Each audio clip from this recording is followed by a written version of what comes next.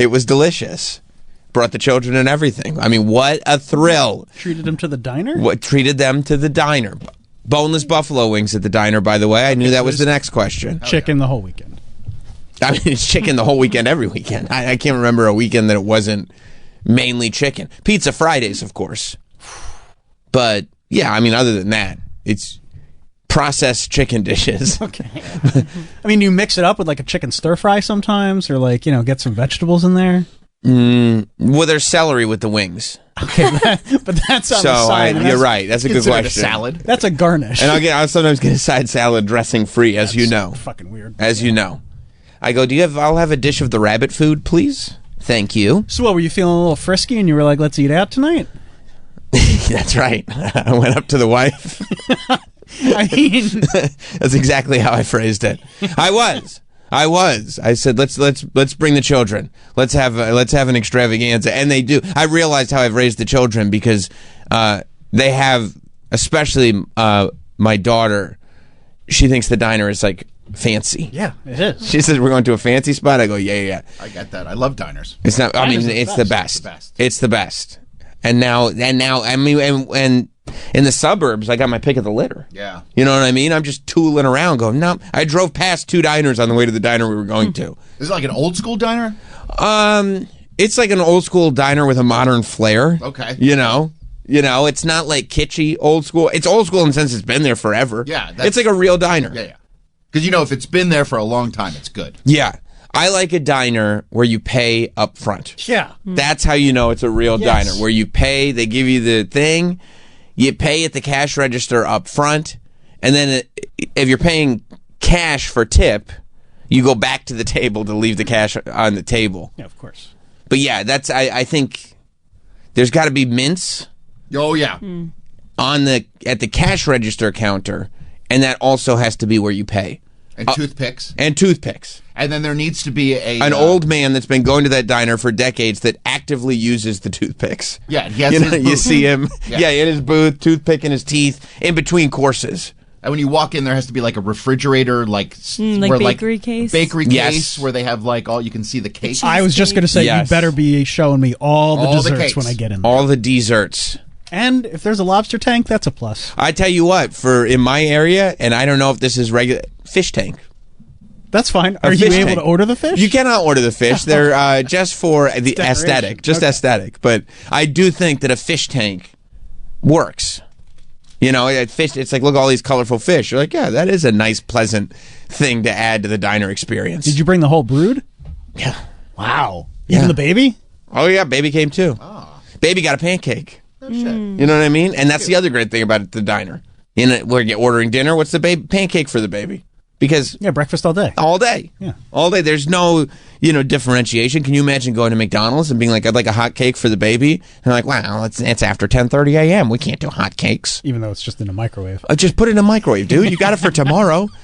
You've had them here for 3 weeks. Just throw it in the microwave. Yeah. No. Can't do that. No. That's going to bring back memories for Troy. That really gets on my tits. When you go in and it's like, It's 10:32 and I'm like, I'd like an Egg McMuffin. He's talked about it before. We're doing lunch. You're like, who the fuck is eating lunch at 10:30 in the morning? You kidding me, right? Literally 2 minutes ago, you had an Egg McMuffin. And now they're just gone. You're saying they disappeared? They're gone. You can't have them. I like a hash brown. How about fries? It's 10:32. No, what happened to the hash browns? Yeah, what happened? You just had them. That guy who was in line 3 people before me got a hash brown because it was 10:29. And it's not my fault the drive-through line is moving slow. That guy's been gooning at the front of this drive-through line all morning long. That's not on me. I should still be able, because it should be when you get to the drive-through, like there's a cutoff. There should be somebody out there being like, okay, no breakfast past this point. What they should do is there should be a cutoff for when people pull up, and they take a can of yellow spray paint and just spray a dash across the hood of your car. And that way everyone knows you're the last car to get breakfast. And that way it's like everything's fair. And you clarify, by the way, as they're spray painting your car, this means I'm the last car to get breakfast, right? Not the first car not to get breakfast. And they're like, yeah. Because they'll do some dumb shit like that, like cut the line off here. And you're like, I'm not the first person on the lunch line. That yellow dash across my hood which now I'm going to have to get the whole hood of the car replaced. But that means I'm the last breakfast, right? And I get Egg McMuffins. Right. And then that way, if they try to screw you when you get to the window, you could say, no. That guy right there, your coworker, who you trust, said that this line clearly states, I'm the last person to get the breakfast option. So figure it out. Figure it out. Find me a hash browns. Because I'm not eating a fry, and I'm not leaving here with this yellow stripe on my car until I get the hash browns. Thank you very much. No, fries won't do. That works. I'd like that idea. Yeah. Because the hash brown's so much crispier. I prefer that. I mean, look, if they said you get an Egg McMuffin, you have to get French fries. I'll take it. I'm not happy about it. Because the Egg McMuffin is the centerpiece. Yeah, then I'm like, okay, I want 4 Egg McMuffins. Well, what I would do is I'd do this. I go, how about I pay for 2 Egg McMuffins? But since the guy behind me and everyone else, since nobody else gets Egg McMuffins for the rest of the day, and it's not like, you're cracking these eggs fresh. No. All those Egg McMuffins on the heating table, just give them all to me. All to me. Were you going to resell them tomorrow? I don't think so. I'm cleaning you out. Yeah, let me clean you out. Give me a discount. Yeah, Don't have to worry about that at the diner. no, it's frustrating at these other places. They set these rules and these regulations, and I don't understand. At the diner, it's paradise. The choice is yours. They give you a menu. It's paradise or is it anarchy? Well, A little both. yeah, it's an anarchist's paradise. And I've been spending most of my life living in the anarchist paradise. So I like it there. They give you a menu. It's a volume of an encyclopedia. Whole book. Yeah. It's almost like, why don't you just say all the food is available? Yeah. Every food ever. I do. You know what I have a deep respect for? When you go in and, I'm walking past the tables, and you always got to check out what other people are ordering. Sure. Because there are just so many options that you see, what looks good today? The gentleman that goes to the diner and orders the steak. I go, That's a good. different kind of person. I go, good for you, dude. That is a guy who loves steak. I'll even level that up. Orders surf and turf at a... Little lobster. What are you thinking? Because there's things on that menu that you read and you're like, nobody's ever No. ordered that before. Yeah, no way. No way, but they have to be prepared to make it. Yeah. Yeah. Yeah. Oh, I think I'll have the lobster today. Oh, I'll have the gumbo. I mean, it's already, I feel, like a roll of the dice to get the shrimp cocktail, the lobster. Yeah, you shouldn't order a shrimp cocktail at a diner. No, I think anything you order at a diner, you have to be like, it has to be the type of food where either it can be preserved for a very long time, like anything that I eat, or you cook it enough so that any bacteria would get cooked off. Like a burger, once it gets cooked, it's fine. It's fine. Chicken fingers, fine. They're built to last. They're Chicken built to last. fingers are built to last. BLT. BLT is a staple. Staple. And that's fine because they're going through so much bacon. Breakfast all day, it's going to be fresh bacon every time. The BLT might be the safest thing on the menu. There's a great moment in the documentary Bigger, Stronger, Faster when I like that one. Greg Valentino, the man whose arms exploded, is eating a T-bone steak by hand at a diner. Yeah, that's awesome. You know what's a great diner food, too, that I'll only get at a diner? Open-faced roast beef. Oh. An open-faced roast beef sandwich. They know how to make it there. Bro. Yeah, because you wouldn't even get that at a deli, really. Open-faced. No. Can I get the open-faced roast beef? They're like, what? That's a diner special. That is Gravy because on there? yeah. Gravy all over everything. Over the fries, over everything. Right. Everything just spreads over everything. You just get a flavor plate. Because it is, like, an open-faced roast beef sandwich is never intended to be closed. No. Like, you never, like, there's no, they just happen, it's a platter full of sandwich ingredients. Time to make my sandwich. they just slide 2 pieces of bread under it. That's what makes it open face. I mean, to go like, all right, let me close this sumbitch up right here. Let me squeeze it. You need to sit down at a table with a plate. Yeah, it's a fork and knife. Yeah. It's a fork and knife, and it's a dinner meal. That's not a lunch. You can't go to get an open-faced roast beef sandwich at a diner for lunch. If you were feeling a little special something, you might. If you're planning on going like, you know what, it's Friday, I'm taking my lunch, and I won't be back for 3 hours. You know what I mean? Like a no. Lunch is mine. So was this a planned experience, or were you just like, "Hey, Jess, I was- night off for you"? No, I was feeling froggy. I decided to jump. All right, I like that. Yeah, I was feeling frisky. Nothing wrong with that. No. She was reading my mind. She's like, we're thinking about doing something fun for the kids for dinner tonight. I go, you know what? I was thinking about taking you all out to the diner. She goes, oh. Wasn't Valentine's Day last month? Yeah, my gosh. I'm an old romantic, though. Yeah, no, you are. Yeah. You keep it fun with the kids. You That's got a fun to. thing to do. It's a fun thing. Yeah. Because it's like you guys want to go to the diner? They're like, oh my God, yes. Yes. Or anything. Yeah. Do they have a crane machine in the lobby where you can like pull out? No, they don't, but that's a staple. I feel like they replaced that with the fish tank. Oh. We got a fish tank instead, Can't but they make looked money at the on the fish. tank. No, there's no money to be made, unfortunately. Lose a lot of money. Yeah. Got a little 1-year-old running around the whole diner making friends with everybody. I mean, it's a whole thing. That's cute. It's an extravaganza. It is. And I always say turn dinner into an extravaganza. 866-969-1969 is the phone number.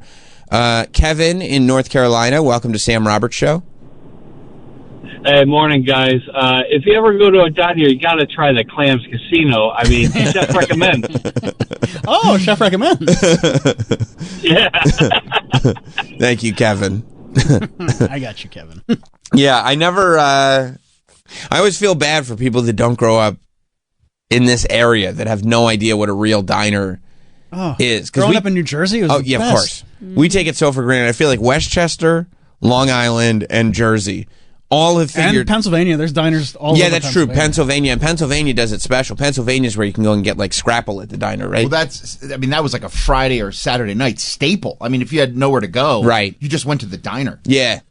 Yeah, and all the diners are still like up. Like I remember going to most of these diners in Westchester when I was in high school and like remembering the reason that architecturally these diners are weirdly sectioned is because that was the smoking section. Oh, yeah. Yeah. Like they never changed it. No. They just like It was this. just those tables are going to be smoking. Right. Like why around the corner is there a weird glass wall in front of these tables? That's the smoking section. No, I grew up in diners. Yeah. It's the best. Yeah.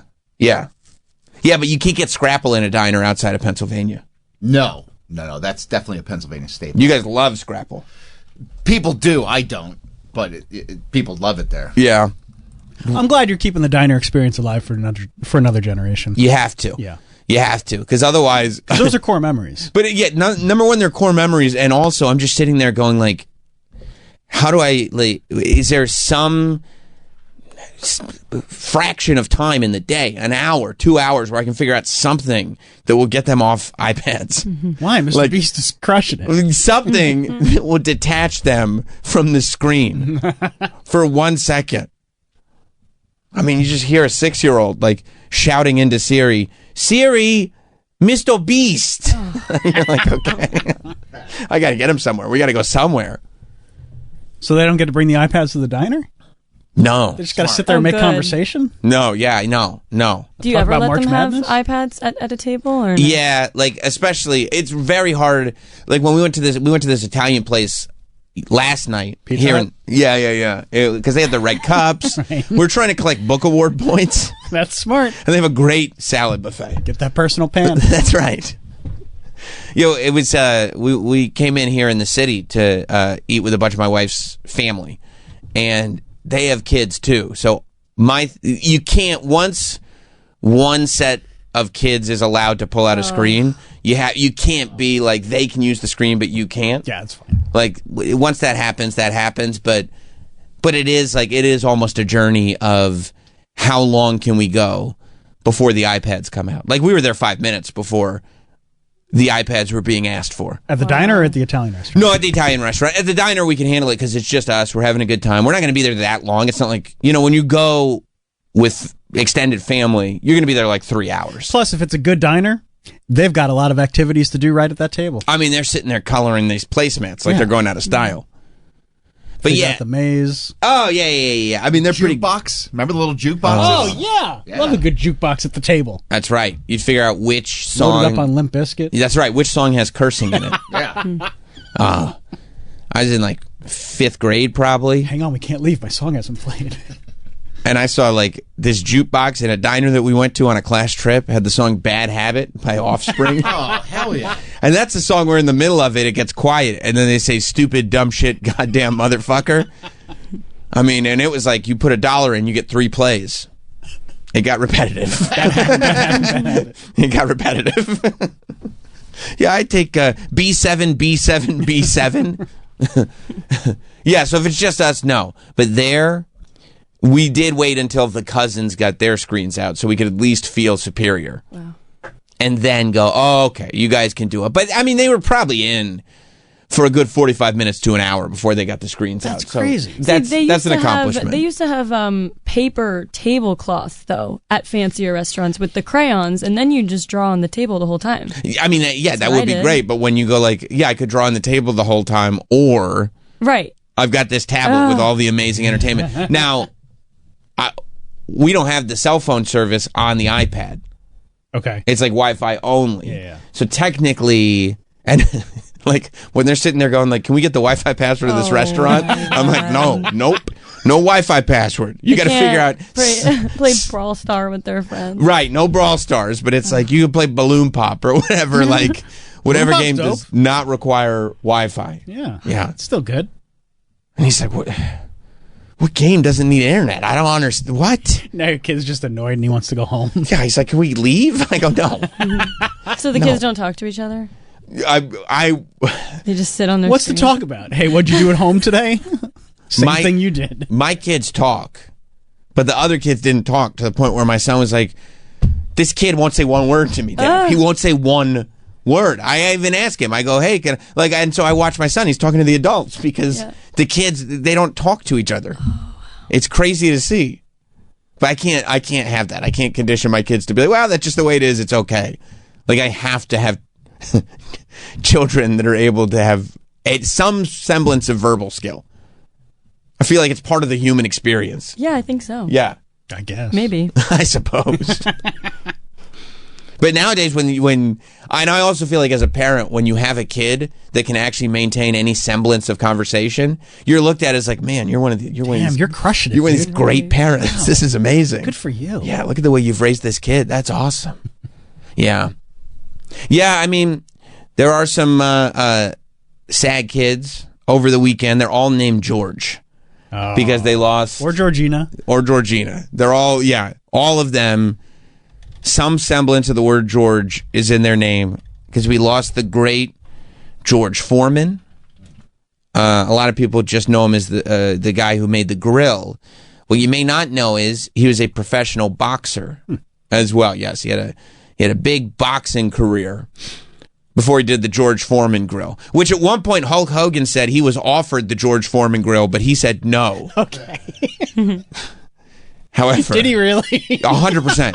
100%. Hulk Hogan said, I got offered the George Foreman grill. We had the same agent, and he offered me the grill before George Foreman, and I turned it down. That was one of my mistakes, which has not been corroborated by anybody.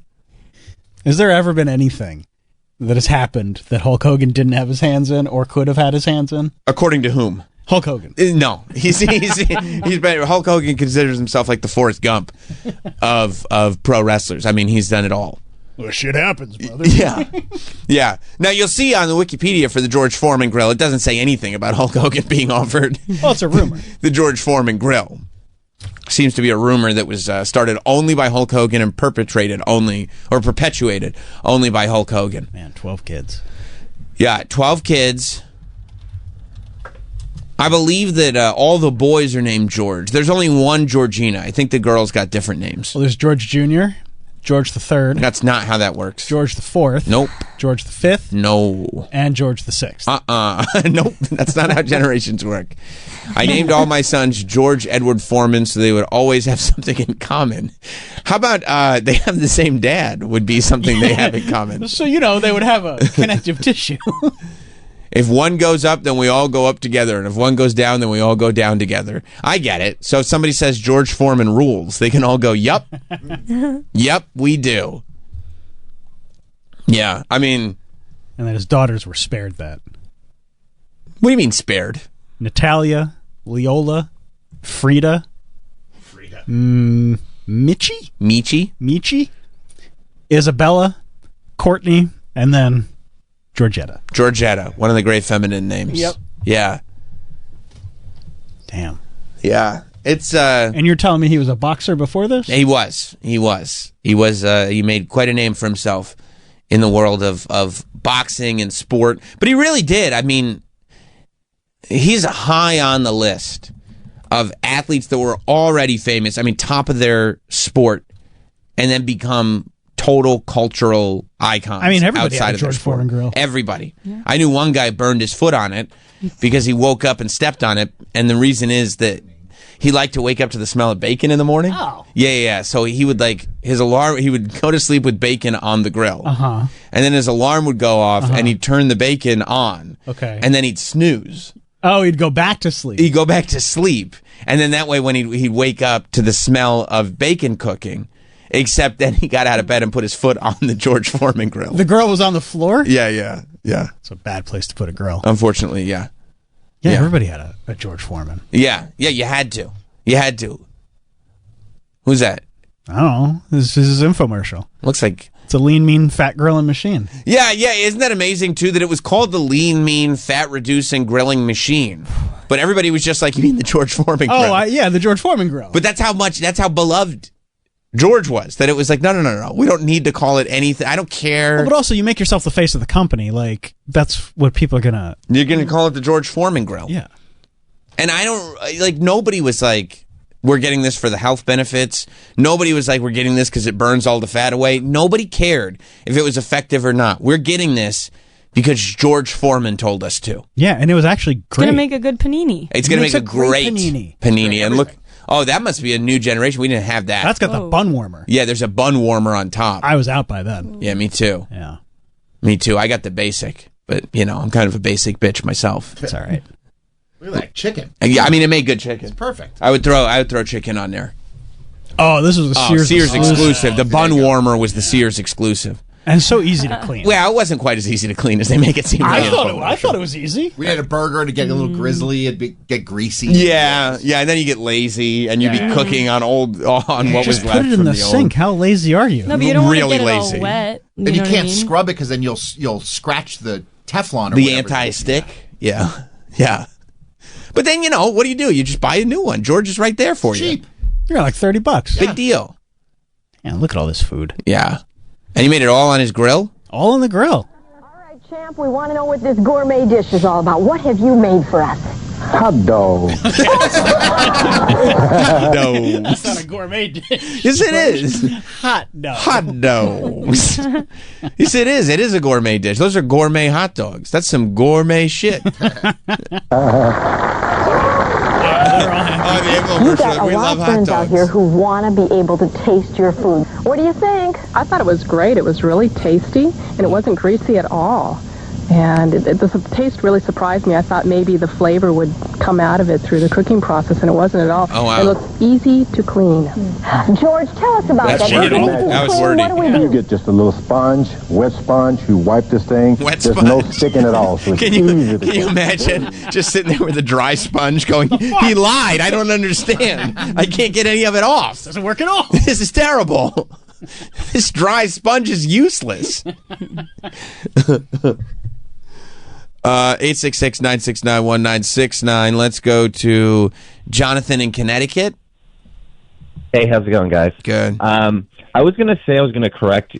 This is where the Hulk Hogan lying comes into play, because one story I heard, he said he missed a call I think for the that's- Foreman Grill, and then I'm reading another interview. He's saying he chose the Hulk meatball maker instead of the George Foreman Grill. I did. So I two think, contradicting stories from Hulk. I do think there are a few stories, because you saying he missed the call, that his agent, I believe that was one of the stories, that Hulk was offered the grill.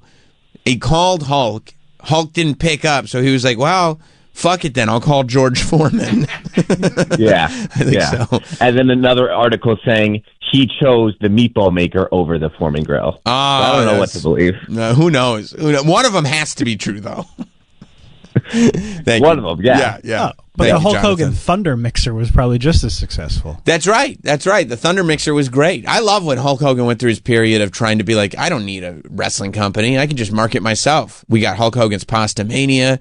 We got the Hulk Hogan Thunder Mixer. And you had all of them. Yeah, I had every single one. Mommy, I need a Thunder Mixer. That's right. I got you a Thunder Mixer yesterday. George Foreman said he was making $8 million a month on these. A month? Yeah. That's so sick. I mean, everybody had one. This was literally something that everybody had. Plus, like we just said, you'd easily, like, it got to a point where they'd get so dirty, you'd go, I'm just going to buy another one. And he kept coming out with new ones. That's right. Bun warmers. But like bigger ones. Yeah. Like, be like, oh, you want to make some more food? yes, I do. You got it. Yeah. I think he may have been broke from his like boxing. Like the boxing money ran out. I would be surprised. When he was boxing, they probably weren't making a ton of money. Yeah, and not only were they not making a ton of money, but there were a lot of like dishonest promoters. Yeah. Like running rampant. So that wouldn't surprise me at all. And then when this happened for him, it was like this blessing of like because he was at the bottom, and then this happened, and he became pretty financially successful from it. Yeah. And obviously had a great deal with it, like putting his name on it, selling it, and if he's making $8 million a month at its peak, that's sick. Hulk said, "What have you got?" The manager said, "Well, I've got the meatball maker. It pounds the meatballs." Hulk went, "That's fantastic. I want the Hulkamania meatball maker." Is that even a thing that exists? I don't know. I've never seen a Hulkamania meatball maker, and I feel like if it's a Hulkamania product, I would know about it. I think so. Then the manager said, "What about the other thing?" And he goes, "Give it to your other client," who was George Foreman. And then George Foreman made $300 billion. Not him personally, but that's probably how much the grill made. Yeah. That's not how deals work. Are you sure? Do you think an agent... however, in an interview with The Herd in 2019... Right. He claimed that he actually missed the phone call, which offered him the endorsement, and was instead given the Hulk Hogan Thunder Mixer, which flopped. So... I'm not sure if that's how it happens. No. Well, no, I think generally speaking... You didn't pick up. when you have a product... Yeah. Like if I came up with a product and I said, I want a celebrity to endorse this... I would call an agent and say, you choose. Give this to a client, any of your clients. You have lots of great clients, right? I have these two products. Pick and choose. I don't care. Either one. Give Hulk a call, but if he doesn't pick up, immediately move on to the next person. Right. I'm not married to any particular name. I've got a Thunder Mixer, a meatball maker, and a grill. Whoever you think should be on. After all, you're an agent. Also, that would be a conflict of interest for the agent. Like, if my agent... Can you imagine? I don't believe this story at all. If Sirius called Tony Burton, and they're like, Tony, hunky, funky, Tony. They were like, all right, we're ready to put Sam on in the mornings. And Tony was like, all right, sounds good. And then he called me, but I didn't pick up, because whatever, I was busy. He's like, well, Sam's not picking up. I guess I'll call Troy, see if he wants to do the show. I go, Tony, what the fuck? I would have picked up like a little later in the day. Wow. I gave it to Troy. I don't know. Troy's the morning guy. You want to work for him? I was busy. I was cleaning out the garage. I wasn't by my phone. I'm sorry. Yeah. Sorry. And then I call you, Troy. I go, Troy, what the fuck are you doing? You go, he called me. I don't know what you want me to tell you. It was a good deal. I took it. Am I supposed to turn it down? I go, no. You need any producers? All right, tell me if you believe Hulk's story. All right, I do. Okay? I do. This is what he says. He says that he didn't... That he missed the phone call. Oh, this is the second story then. This is, yes. Okay. My kids were upset because I was always picking them up late from school. Okay. So I said, I'm going to beat all these soccer moms today. I don't know if he means getting to school or... I'm going to drop that leg, brother. Drop kicking them. Went to McDonald's, got a cooler, had everything ready, got to the school at like 2:30 instead of 3:30. Now I finally got all the soccer moms behind me, and my kid's excited that I got there early. So he's got McDonald's in a cooler for an hour? A whole hour. For 60 minutes? Yeah. Just terrible at time management. You couldn't just like get the kids on time and swing them by the drive-thru? No. No. Then I got home, pressed the old school voicemail recorder machine. Right, voicemail recorder machine. I don't think that's the name. Yeah. And it says, "Hey Hulk, this is Sam Perlmutter. Right. I've got a grill and I've got a blender, and I'm going to call you and George to see who wants it." I wasn't there to answer the call, so when I call Sam back, he said George took the grill. Well, I still don't know. That's how things work. Welcome to business. Welcome to Hollywood, baby. That's how it works. I Pick believe up it. now or the offer's gone. Yeah, I believe Don't it. sleep. Yeah. I was offered 2 products. They may go to any 2 of my clients. You are the 2 clients. Hope you're not at school an hour early. Right. With McDonald's in a cooler. I don't think he was picking his kids up. We did every day. No, he didn't. Oh, okay. He was on the road like 800 days a year. He did. You know what another great Hulk Hogan lie is? Go ahead. He said that technically he worked over 365 days a year because he flew back and forth to Japan. And with the time difference, the day, like he would go wrestle in Japan and then he'd fly back to wrestle in the Garden and then he'd fly back to Japan that same night. And technically, because of the time difference, it went back to the day before. So he technically worked more than 365 days. Okay, but he was still working the same amount of hours everybody else was working. Also, there's no evidence that he ever flew from Japan to Madison Square Garden to Japan. Like, everybody went through all the match listings. They're like, we have no Hogan matches that went Japan, Madison Square Garden, Japan, back to back to back to back. Yeah, but they didn't save everything back then. I mean, there's pretty good records.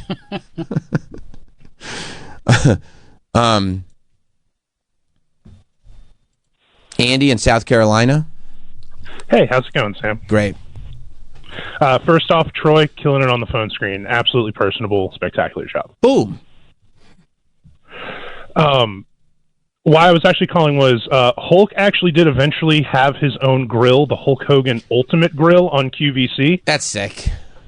Yeah, they sold it for about 6 months and then had to recall it because if you used any cooking oil whatsoever, it would flare up and catch fire. That can't be true. That can't be true. You want to see him sell It's absolutely true. It was the Consumer Product Safety Commission, RIP, took care of that. Oh. Oh, okay. Well, thank you, Andy. That's Good thing we got rid of them. Yeah. Okay, let's see Hogan's Ultimate Grill. Hogan's. This is like the ultimate quesadilla maker. Okay, so look at that. Quesadilla maker. I was looking for some quesadillas. This is like the Can we say it again? Can we say? I think we should. I don't think he's going to say it right. Can we just leave it at quesadilla? They probably spelled it out phonetically for him. Yeah. Brothers, you heard of Casey Kasem. Well, this is a quesadilla. Ultimate quesadilla maker. Okay, so look at that. Is that beautiful or what? Well, you've now opened up the floodgates because now everybody can make whatever they want as far as Mexican food because this is like the ultimate Mexican grill. How about a Mexican fiesta? Now remember we have Mexican fiesta? Yeah, we got dual temperature controls. I'll be taking a Mexican fiesta. This is terrible. You better talk English to me, brother. How about a Mexican fiesta? How about a Mexican fiesta? How about a Mexican fiesta? I don't know. Pick it up. I got nothing, brother. I got nothing. Keep it going, brother. I could say quesadilla again. I mean, I don't know. I didn't know this was a Mexican grill. Yeah, that's how you make Mexican food.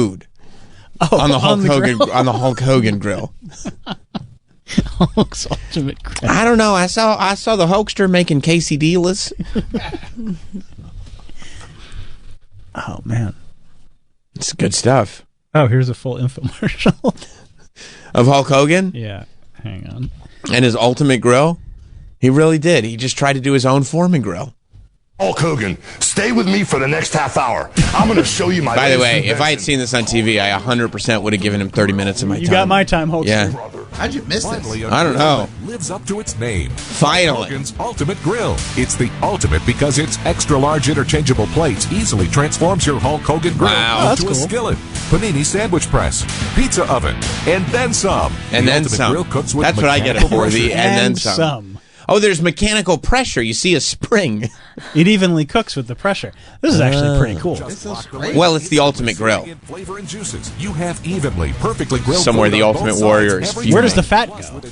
There is none. See, on the Foreman grill, it was tilted. It evaporates. Oh. Degrees. You can easily cook healthy meals while excess fat drips there a self-contained fat trapper. Just remove it, empty it, and put it in the dishwasher. There it is. The unique floating hinge allows the Ultimate They call it Grill the to King adjust Kong to the Bundy size fat of the trapper. That's what it's called. Yeah, of I course think they're only concentrating on Hulk Hogan. Nope. You can enjoy juicy cooked burgers grilled to perfection. Grilled cheese sandwiches in just 30 seconds. Yep. Homemade golden brown Belgian waffles in just minutes. It's a waffle maker too? Sandwiches in 5 minutes. I mean, this is everything you could order at a diner. Amazing quesadillas I gotta be in honest only with 2 you, this minutes. looks awesome. It does.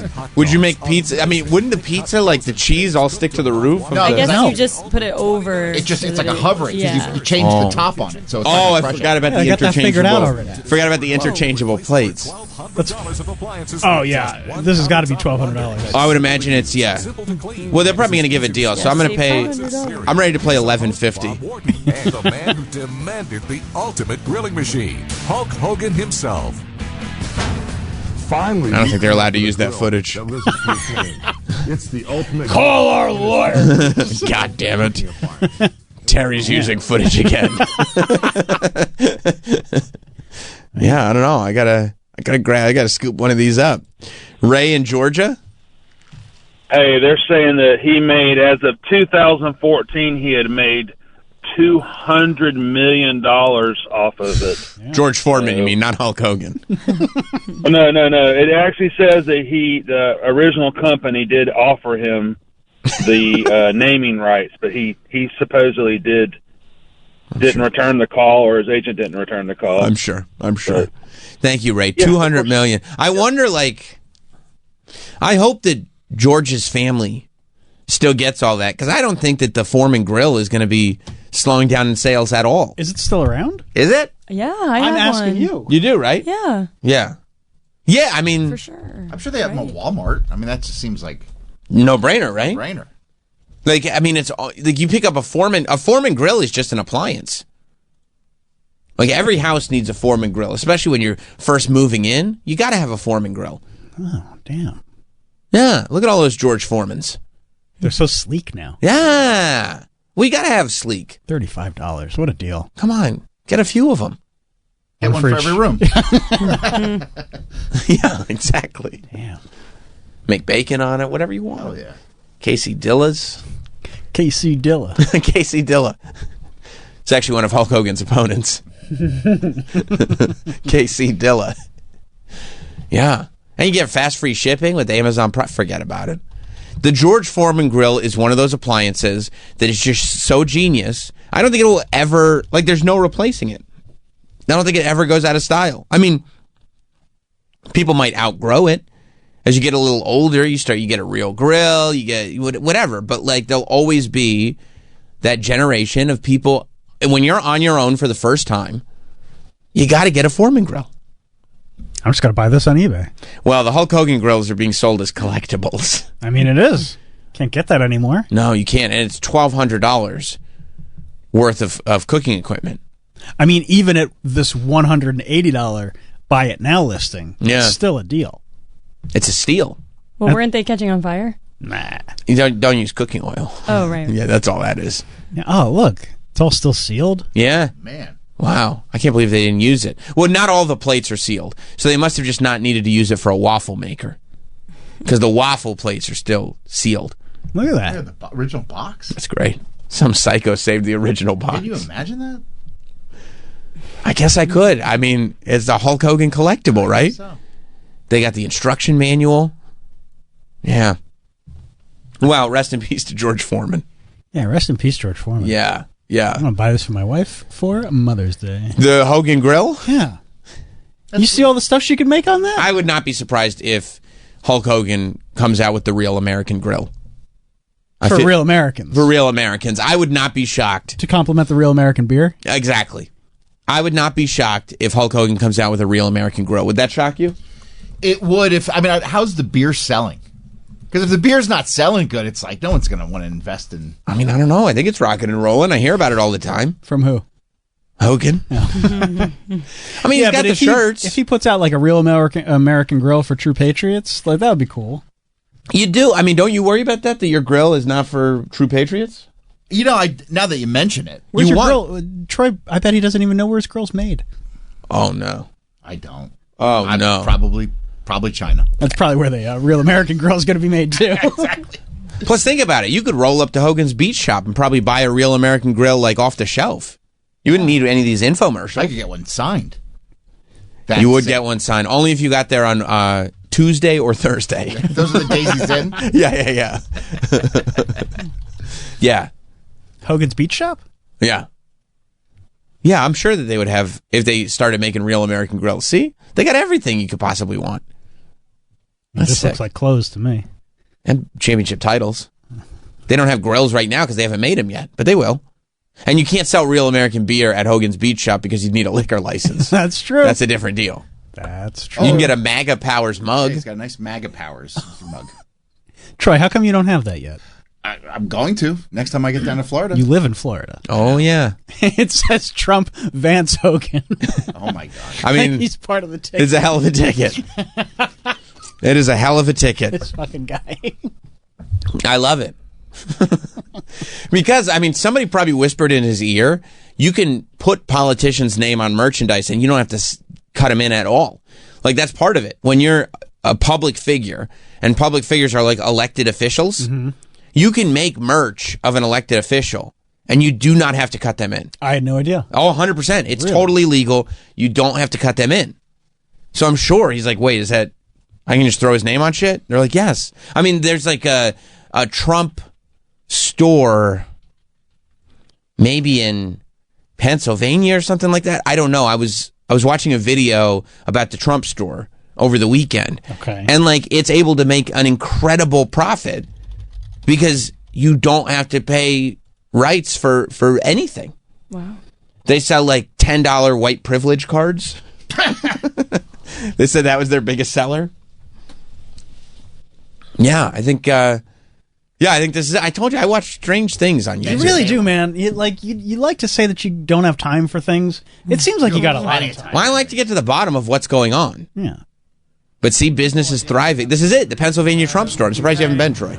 It's all the way out in Ben Salem. Is that shocking to you? No. We just have these on the side of the road in Staten Island. Well, this is my second trip here. Look.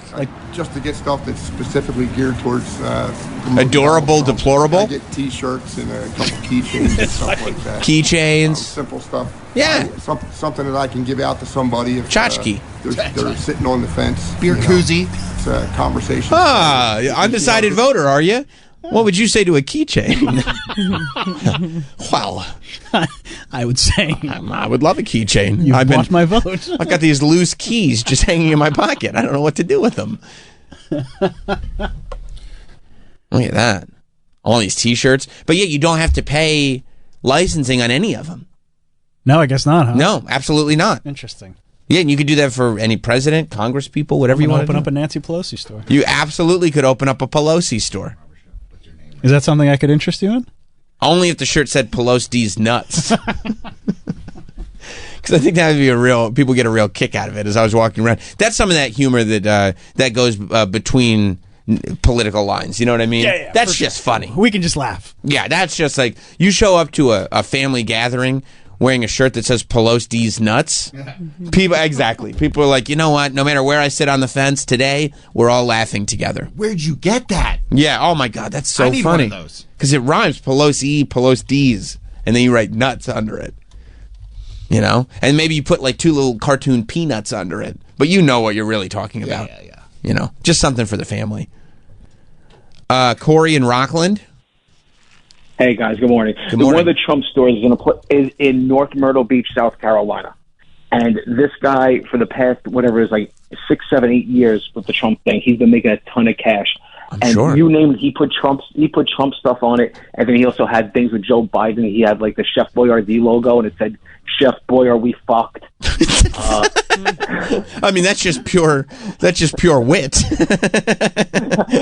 he had Kamala Harris shirts with her looking like the Wendy's girl, said "Ready to serve." Joe and the Ho gotta go. Okay, Joe and the Ho. That's really classy. Gotta go. Yeah. He had the white privilege cards. You can get 2 white privilege cards. You had the regular white plastic one for $5 each, or you had the black American Express looking one for $35. Boom. Oh, I'll use my. I mean, that probably. Thank you, Corey. That probably gets a real. People get a real kick out of that. Hey, did you see my white privilege card? Like, oh, cool. How old are you? Yeah. You bought that, dude? You spent money on that. Yeah, you gave somebody else money. I gave him $10. Yeah, I thought it'd be funny. You don't think it's funny? I thought, yeah, of course it's funny. It'd be great if someone tried to actually use it, like cutting in front of certain groups of people at a movie theater. It's my white privilege Excuse card. me. Apparently, I have white privilege. Sorry, folks, we're back. Yeah. We should get one for hot dogs. Yeah. You're like, no, it's cool. Now you got one. Justin in Virginia. Hey, guys. Hey, man. So, I live near Boones Mill, Virginia, and it's a tiny little town. And there's a Trump store. They took an old church, and they named it Trump Town USA. Oh, sick. And the whole property is just Trump everything. There's like 15-foot Trump cutouts. There's a massive bus with a big vinyl wrap with Trump all over it. There's Trump Town. It's It is. ridiculous. It's a little church, and it says Trump Town. It looks. I'm going to be honest. I'm looking at it right now. It looks terrifying. Like it looks like something out of like a bad movie where somebody ended up in a town that they don't know what town they're in, and they drive by this and they realize that they're fucked. They're never getting out. Yeah, it's very confusing. They just added an old airplane outside. They called it Air Force One. That's great. That's Yeah, great. so you can go in there. You can buy Trump ice cream. It's just ice cream from a local creamery. They call it Trump ice cream because it's at Trump Town. Wow. You can buy gold shoes there, Trump shoes. I mean, it's ridiculous. Oh, they got the Trump kicks. Okay. All right. Yeah. And it's so popular that they've opened up 2 other stores in Virginia. Wow, it's becoming, they're franchising it.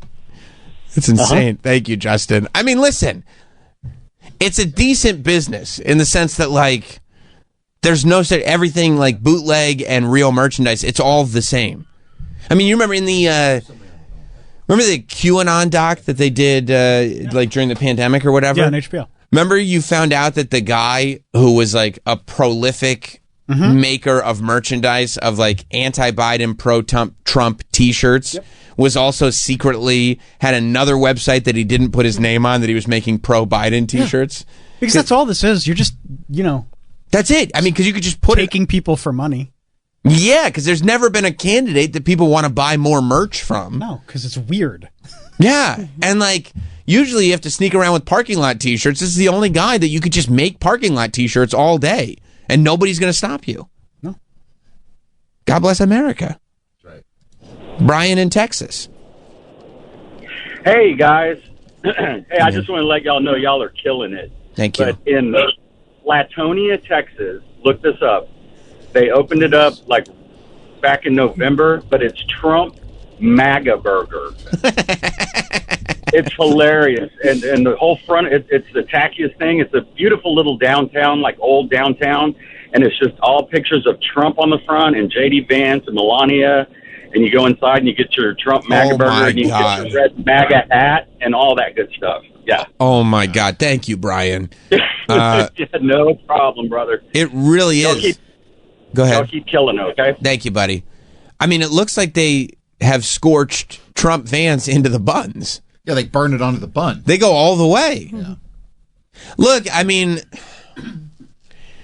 if you go in and they start talking your ear off about Trump this or Vance that or, Biden that, like, I could. What do you think? They're like, hey, welcome, would you like a burger? Well, like, I kind of respect the idea of this not being, like, I love the idea of somebody not caring at all. Like, not being a Trump person at all.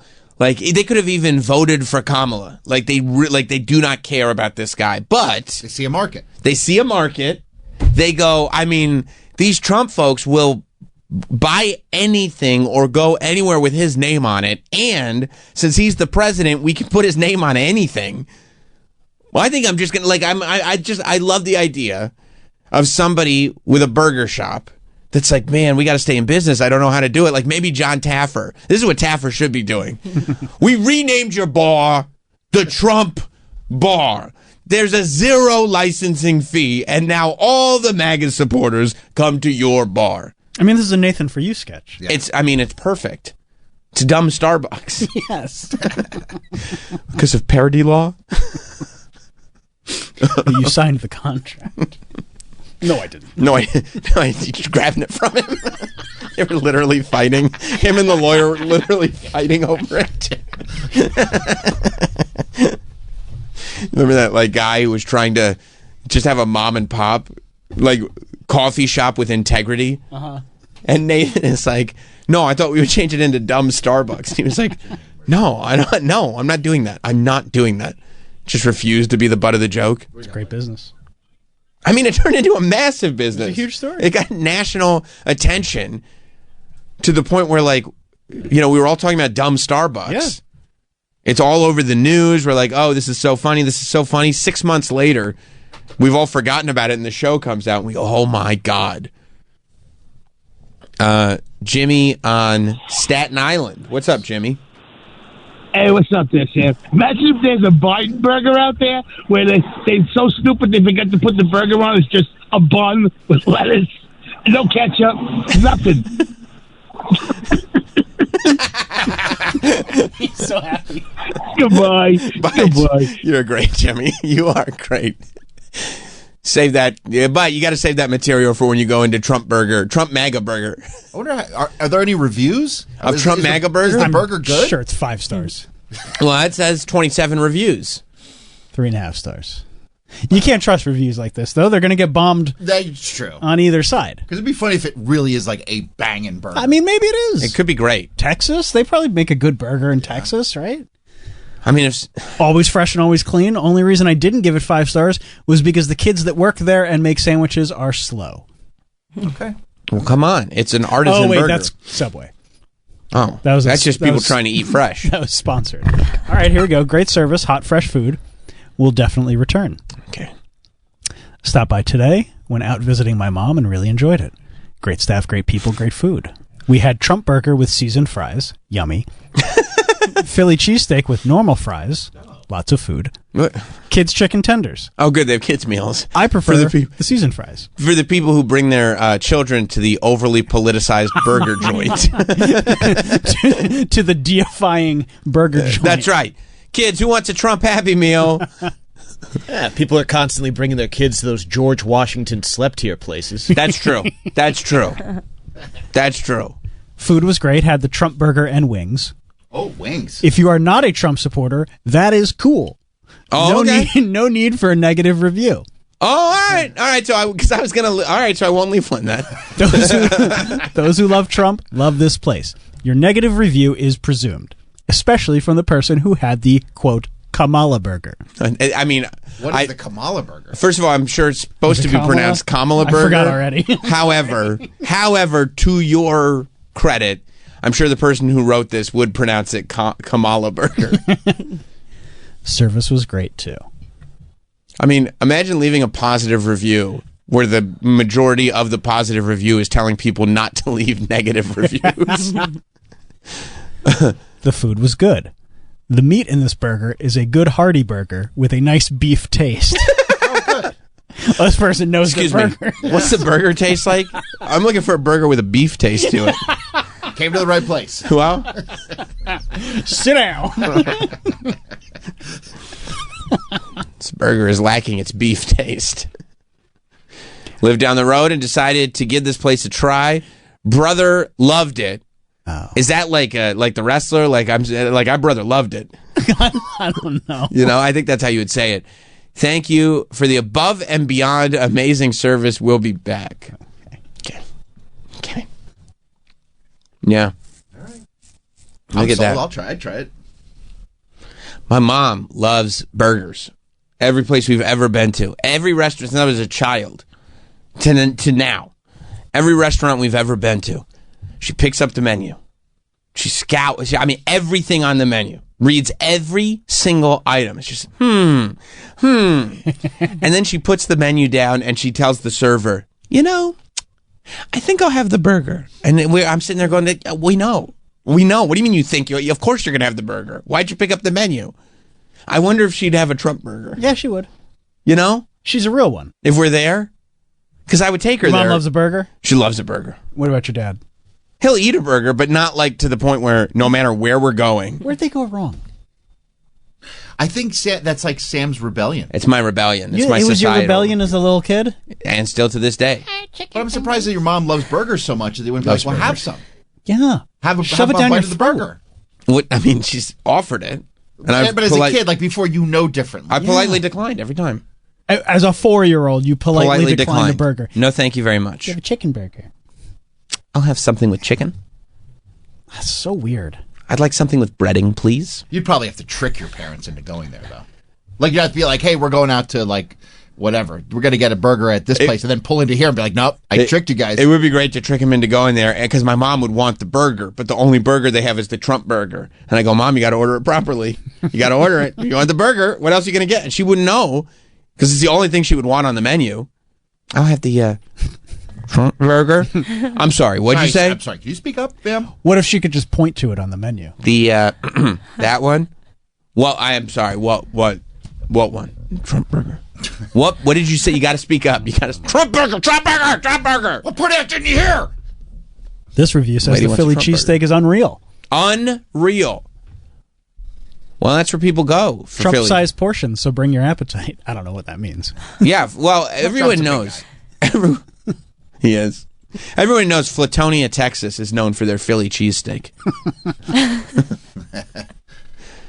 Yeah, people love it. Superb service. I'll check if I'm ever in Flatonia. Oh, I see. Trump burger is 8 ounces. Trump Tower is 16 ounces. I would go for the Trump Tower. You got to go for the Trump Tower. I do Trump Tower with some wangs.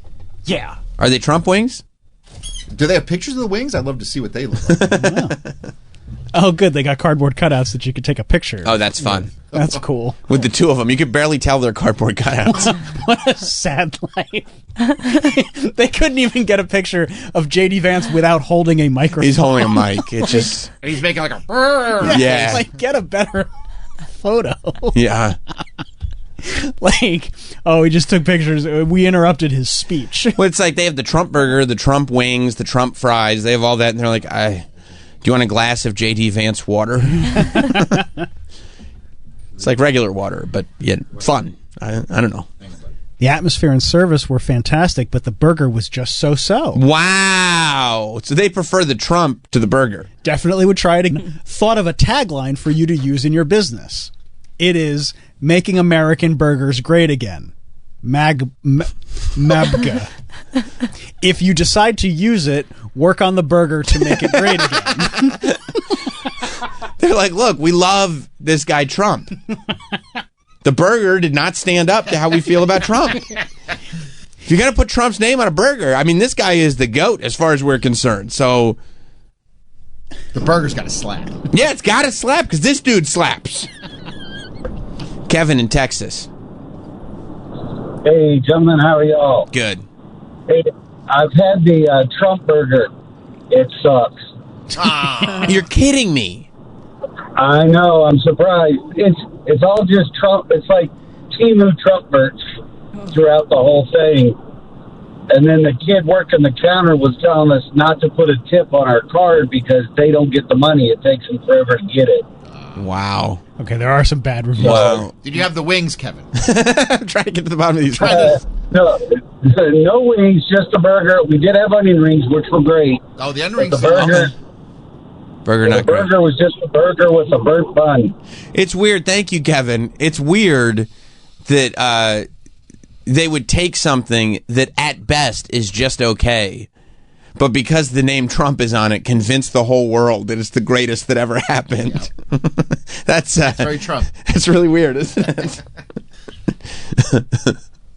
Yeah, I don't see any photos of the wangs. Yeah, because they kept talking about the wings in the reviews. You might search for photos of wangs. That might specifically. It may be W-A-N-G-S. Yeah, search W-A-N-G-S? Yeah. You spell wangs wrong. Nothing, huh? That's weird. All right, well. I'd go do a food review. Fly out to Flatonia? Yeah. I'd probably get the onion rings. I would. The onion rings look great. I've heard they're good. Oh wait, look at that! Look at the. I believe that's the big one. That's probably the Trump Tower. Trump Tower. Yeah, that looks big. This one? Yeah, that looks like the Trump Tower. No, this is something else. Oh, it's a different MAGA burger. Yeah. All right. There's competition. Competition is good. It's healthy. It's what America's built on. Well, that's what makes America great again. Yeah. Is all that competition. It's Well, rest in peace, George Foreman. Rest in peace to George Foreman. He made a lot of MAGA burgers on that grill. Probably, maybe. Who knows? I call all hamburgers MAGA burgers now. That's right. I go to the diner and I'm like, I have the MAGA burger. Mom, you getting a MAGA burger? You getting a MAGA burger? Sam. That's not what they're called. I don't think so. Yeah. I hear good things about the onion rings. And the merch store's got to be great. Okay. It's probably like Cracker Barrel. It probably is. You know? Gabriella in Queens. Hi, good morning. Good morning. So I went to Miami Doral, and the burger was absolutely, like, it was so good. They used the Martin bun. The meat was cooked great. It was one of the best burgers I ever had. And it was a Trump burger? It was a Trump burger. It was from the Trump Hotel in Doral. Oh, okay, so this was an actual Trump burger in the Trump Oh, I Hotel. see, okay. See, we're talking about places that Yes. are... Okay, that's where you got to go. Thank you, Gabriella. And that was in May. Have a good day, guys. You too. Yeah, that's where... Because they also... Remember when they were all saying that Donald Trump was racist against Hispanics, he announced that the best taco bowl in the world was at Trump Tower. So he kind of is interesting. Well, he kind of silenced the haters in that moment. I love a good taco bowl. Right, but the thing I found out is You can eat the bowl. Well, it's not a Mexican dish, a taco bowl. Oh, it's not? No, it's not. No, it's not. That's Mexican American? That's like saying, how could I be racist against the Chinese? I eat sweet and sour chicken on the daily. They don't have sweet and sour chicken in Hong Kong? It's not. Well, when you were there, I didn't see it. I didn't see any General Tso's, which sucks. What? Nowhere. I fuck with General Tso's. Were you asking around, going like, you guys must love General Tso? You think you'd see it, Right, right. Because if you go to like traditional Chinese places here, they do sell it, and Pan it's like Express. it's elevated. Well, I like Pan Express too, but P.F. Chang. Did they that's have a little? PF That's, but that's in Hong fusion. Kong? That's fusion. But like, there's like an amazing place, Ulu, here in the city, Chinese food, and they have their General Tso's is like on another level. Sure, they try. It's like, but that's. I think that there are a lot of places like that feel a little bit more authentic, but it's just elevated American Chinese food. Right, but they do have the traditional stuff too. Yes, but yes. you think in Hong Kong that they would have it, but I didn't see it. Yeah, they got a McDonald's. I thought like they knew General Tso like we know like General Custer here. Yeah, you know, same like, thing. Like, but I guess not. I don't know. Damn. Steve in Illinois. What's up, Steve? No sweet and sour. Hey, I wanted to let you know that Bernstein got fired in Chicago on Friday. Yeah, I was following this story. You know, thank you, Steve, for the update. This is unfortunate. They call him radio host Dan Bernstein, but really it's sportsman, conservationist, then radio show host. Dan Bernstein out at 670 The Score after threatening to dox a social media user and also offering to get his kids involved, if I remember correctly. Yeah, but he wasn't specific as to what they would be involved in. So you can get kids involved a little. Maybe Little League. Right, Maybe like he you was want to like, would get you your like- kids involved. We're developing some great programs. Yeah, I have youth I see. sports lined up. I see. Part of my cancer charity thing. He should have called you. Well, too late now. Yeah, because he was, last we checked on Thursday, we were going down this whole story. Of course, Bernsey, as he's known by people who don't know him. Bernstein is what you call him if you know him. But if you don't know him, and I don't know him, I feel bad for him, you call him Bernsey. Hated Barstool with the passion of 1,000 fiery suns. And he got into it with Barstool. A rivalry was started. I think he thought he could take that heat because of how hot his passion was, and didn't realize that Barstool lives for conflict. So it was going, and I guess the Barstool fans, even after, because this was months ago, I feel like we were talking about Bernsey and Barstool in maybe January, and for months, I guess, there were Barstool people in his comments. Last week, he posted a picture with a fish because he's a sportsman. The fish was bleeding. He insisted. In the comments, they told him it was a pregnant fish and he had murdered it. He vehemently denied murdering it and multiple times said it shot off like a torpedo. Like a shot. Right, like you had never seen a fish move this fast. And then they said, no, that fish is dead. It's bleeding from the gills. You killed the pregnant fish and all its babies and all this stuff. And Bernsey, because even though it says Bernstein in his Twitter name, you can't call him that. No. And so Bernsey said he's a bad enemy, Fokker. I think he was talking to Gaylord Fokker. And didn't like... Said, want to fight? You want to fight? Want to fight? Right. He pulled a Vince Neil, as we said, to, what's his name? From Axl Rose. No, I don't want to I fight. challenge you to a fight. No. This is Twitter. Yeah. What are you talking He about? asked if he wanted to fight because he was questioning his sportsmanship and conservation awareness, and that sets him off. And then he asked if we wanted to get the kids involved. Yeah. So we went through all this. He was thrown off.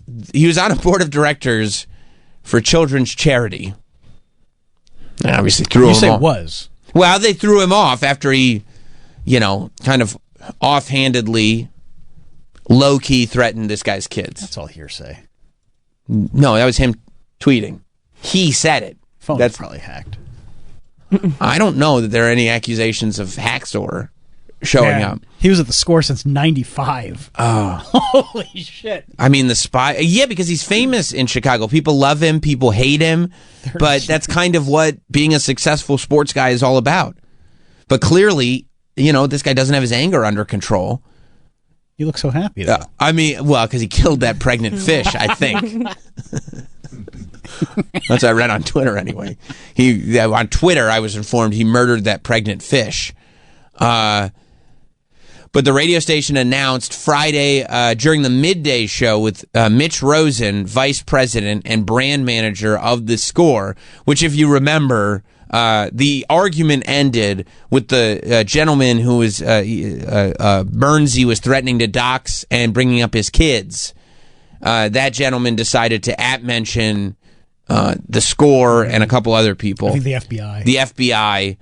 He said, we want to share some important news with our Score listeners, partners, and teammates. We're announcing today that Dan Bernstein no longer works at The Score.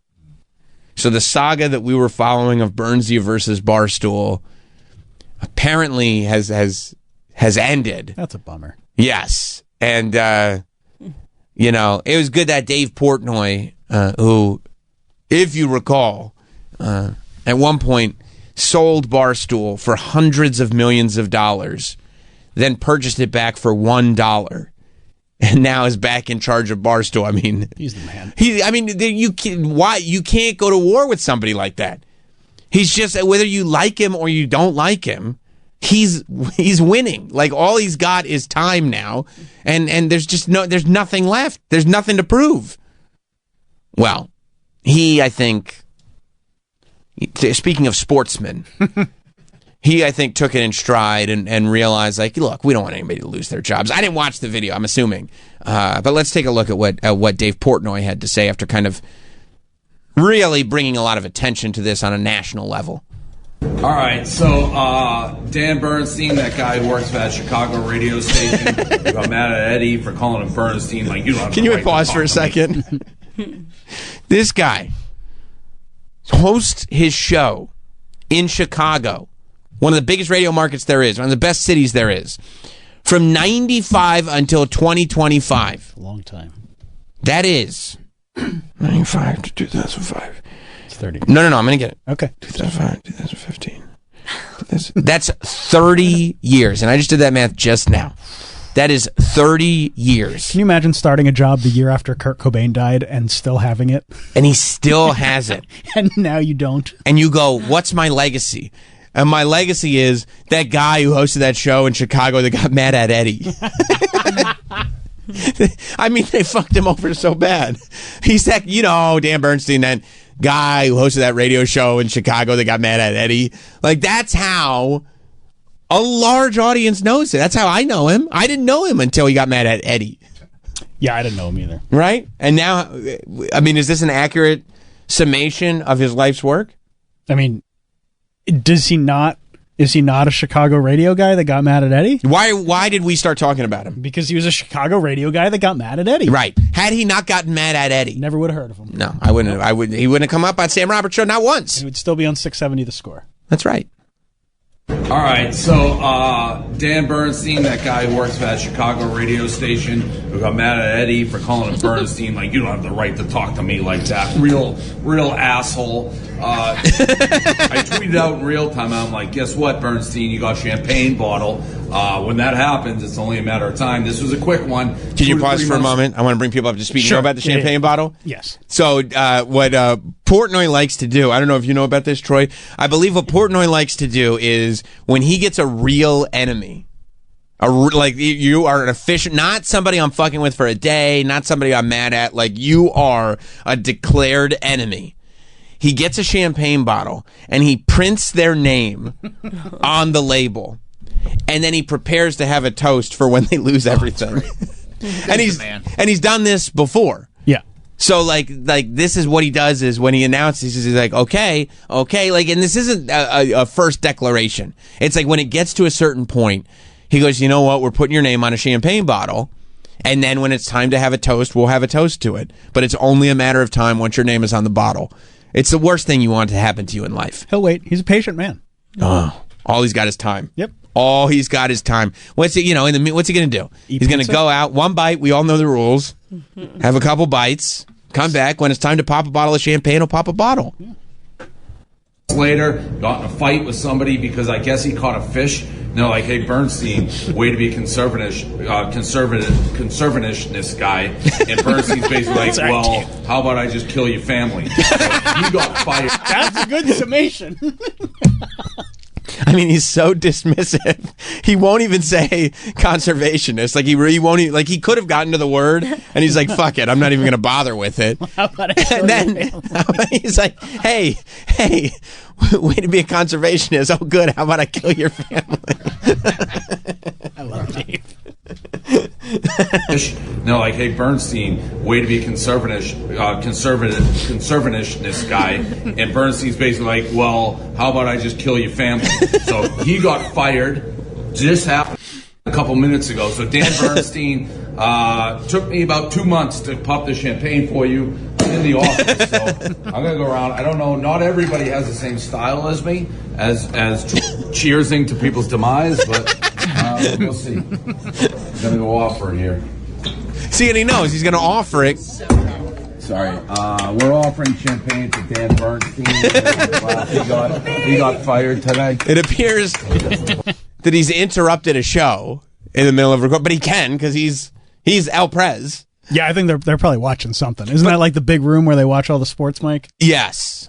Yeah, they do the stream. Yeah. Where they all overreact as fans. That's right. Those look like natural reactions. Oh, those are natural? Yeah. That's right. And then he walks in with a champagne bottle going, if anybody would like any. By the way, doing it in his Boston accent is so much more insulting. I mean, that's how he talks. How do you expect him to talk? Yeah. Yeah. What's the beef, do you know, with Dave and Bernsey? Because he got mad at Eddie. And Eddie works for Barstool. Oh, yeah, he got mad at Eddie. He got mad at Eddie. No, you forgot about the first part when he got mad at Eddie.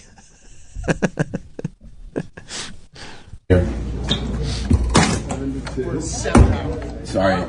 We're offering champagne to Dan Bernstein. Anybody want a glass? He got fired tonight. Get some glasses. I know it's not everyone's style. Revenge for Eddie. Yeah, revenge for Eddie. Took about For 2 or Eddie. 3 months Yeah, for before Eddie. he got canned. I'm gonna go. I'm so excited. Anybody else want to cheers to his demise? All right. Oh, jeez. He was threatening people's kids, right? Yeah, so he caught a fish. Hey, isn't that right? Yeah, Dave's like, as a matter of fact, that's correct. So that was the end of him. And I'm not, by the way, I'm not exaggerating. That's how it went down. He's like, you think I didn't throw that fish back? I'll kill your kids.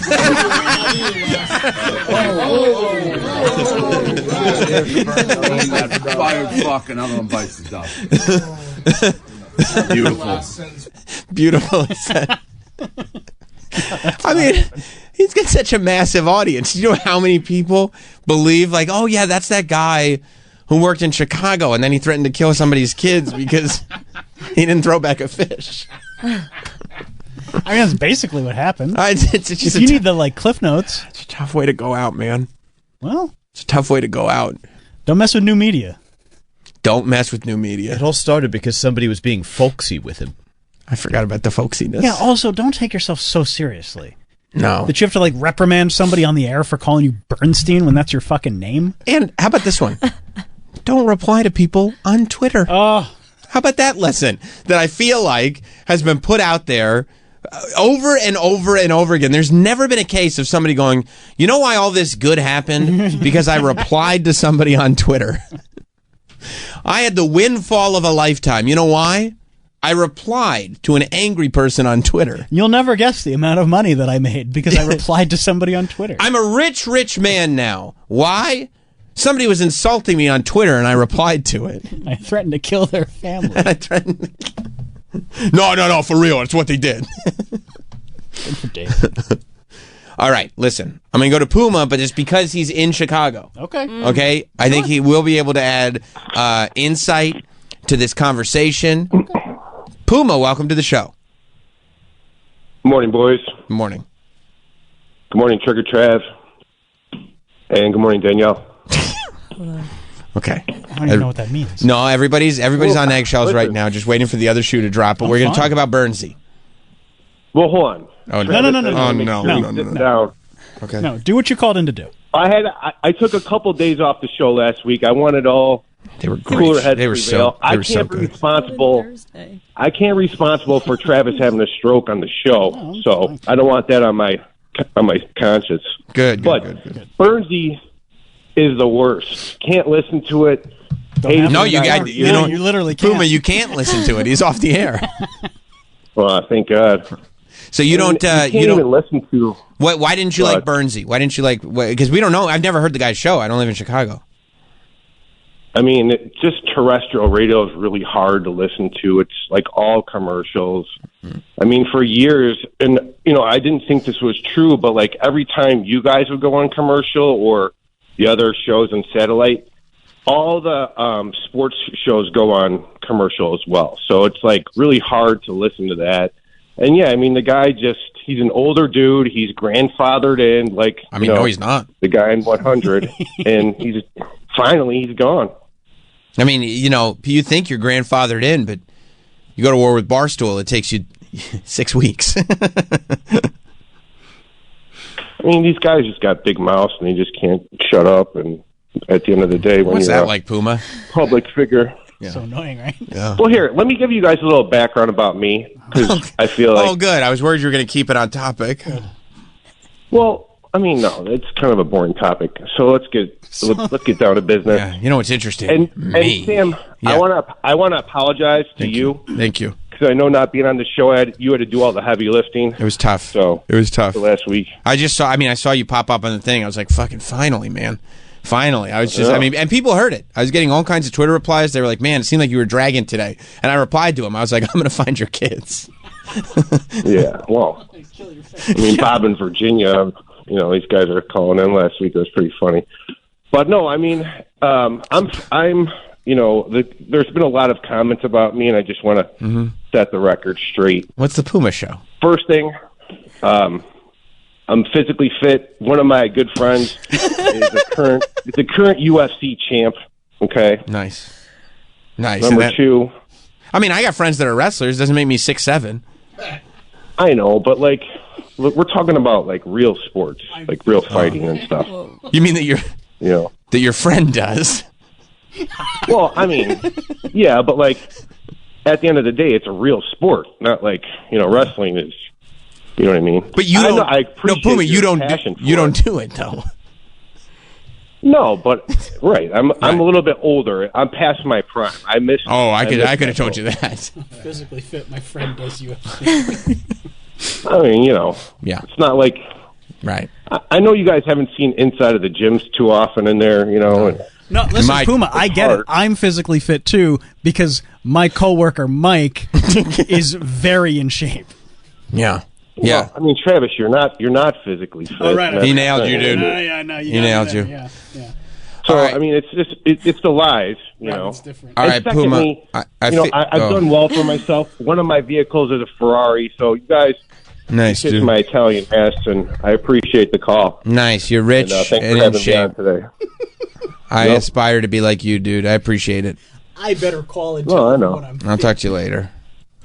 I'm glad he set the record. Guys are just threatened by fit Italians. That's right. Did you say he's Italian or his car's Italian? He said his car's Italian and his friend does UFC. Yeah, that's cool. Either way, I've never heard someone need to try so Hey. hard. I got my own radio show. Bro, what's wrong? You look annoyed. I just, I think we could take a break from Puma calls for Fatty Puma? No, he's in shape. By the way, people say I'm not a great musician. My friend's in a band. So, Yeah. How you explain that then? Guy who shaved your head. He's in a band. That's right. That's true. That's right. People say I can't play the bass. Well, guess what? The guy who shaved my head, he's a bassist. So, explain that. Touring with Counting Crows. Can't. Yeah, exactly. Adam Duritz or whatever his name is thinks he's good. So, explain that. That's the funniest thing I've ever. Yeah, but UFC is a real sport. No, fine. Somebody, you're not the one who. But you don't do it. I know a guy who has an NBA championship ring. Yeah. Pretty sick, huh? It is pretty sweet, yeah. Well, we should take a break because I do want to get into March Madness. My school was eliminated. Your school wasn't in it. No. The school that I was following. My favorite was eliminated. Okay. And I couldn't believe it. I thought McNeese was going to go all the way. Oh, God. I got to talk about McNeese. I'm in love. The whole thing. It's the best. I think it's what sport has needed for quite some time. We're going to get into the aura when we get back. Stay right there. We'll be right back. The Sam Roberts Show.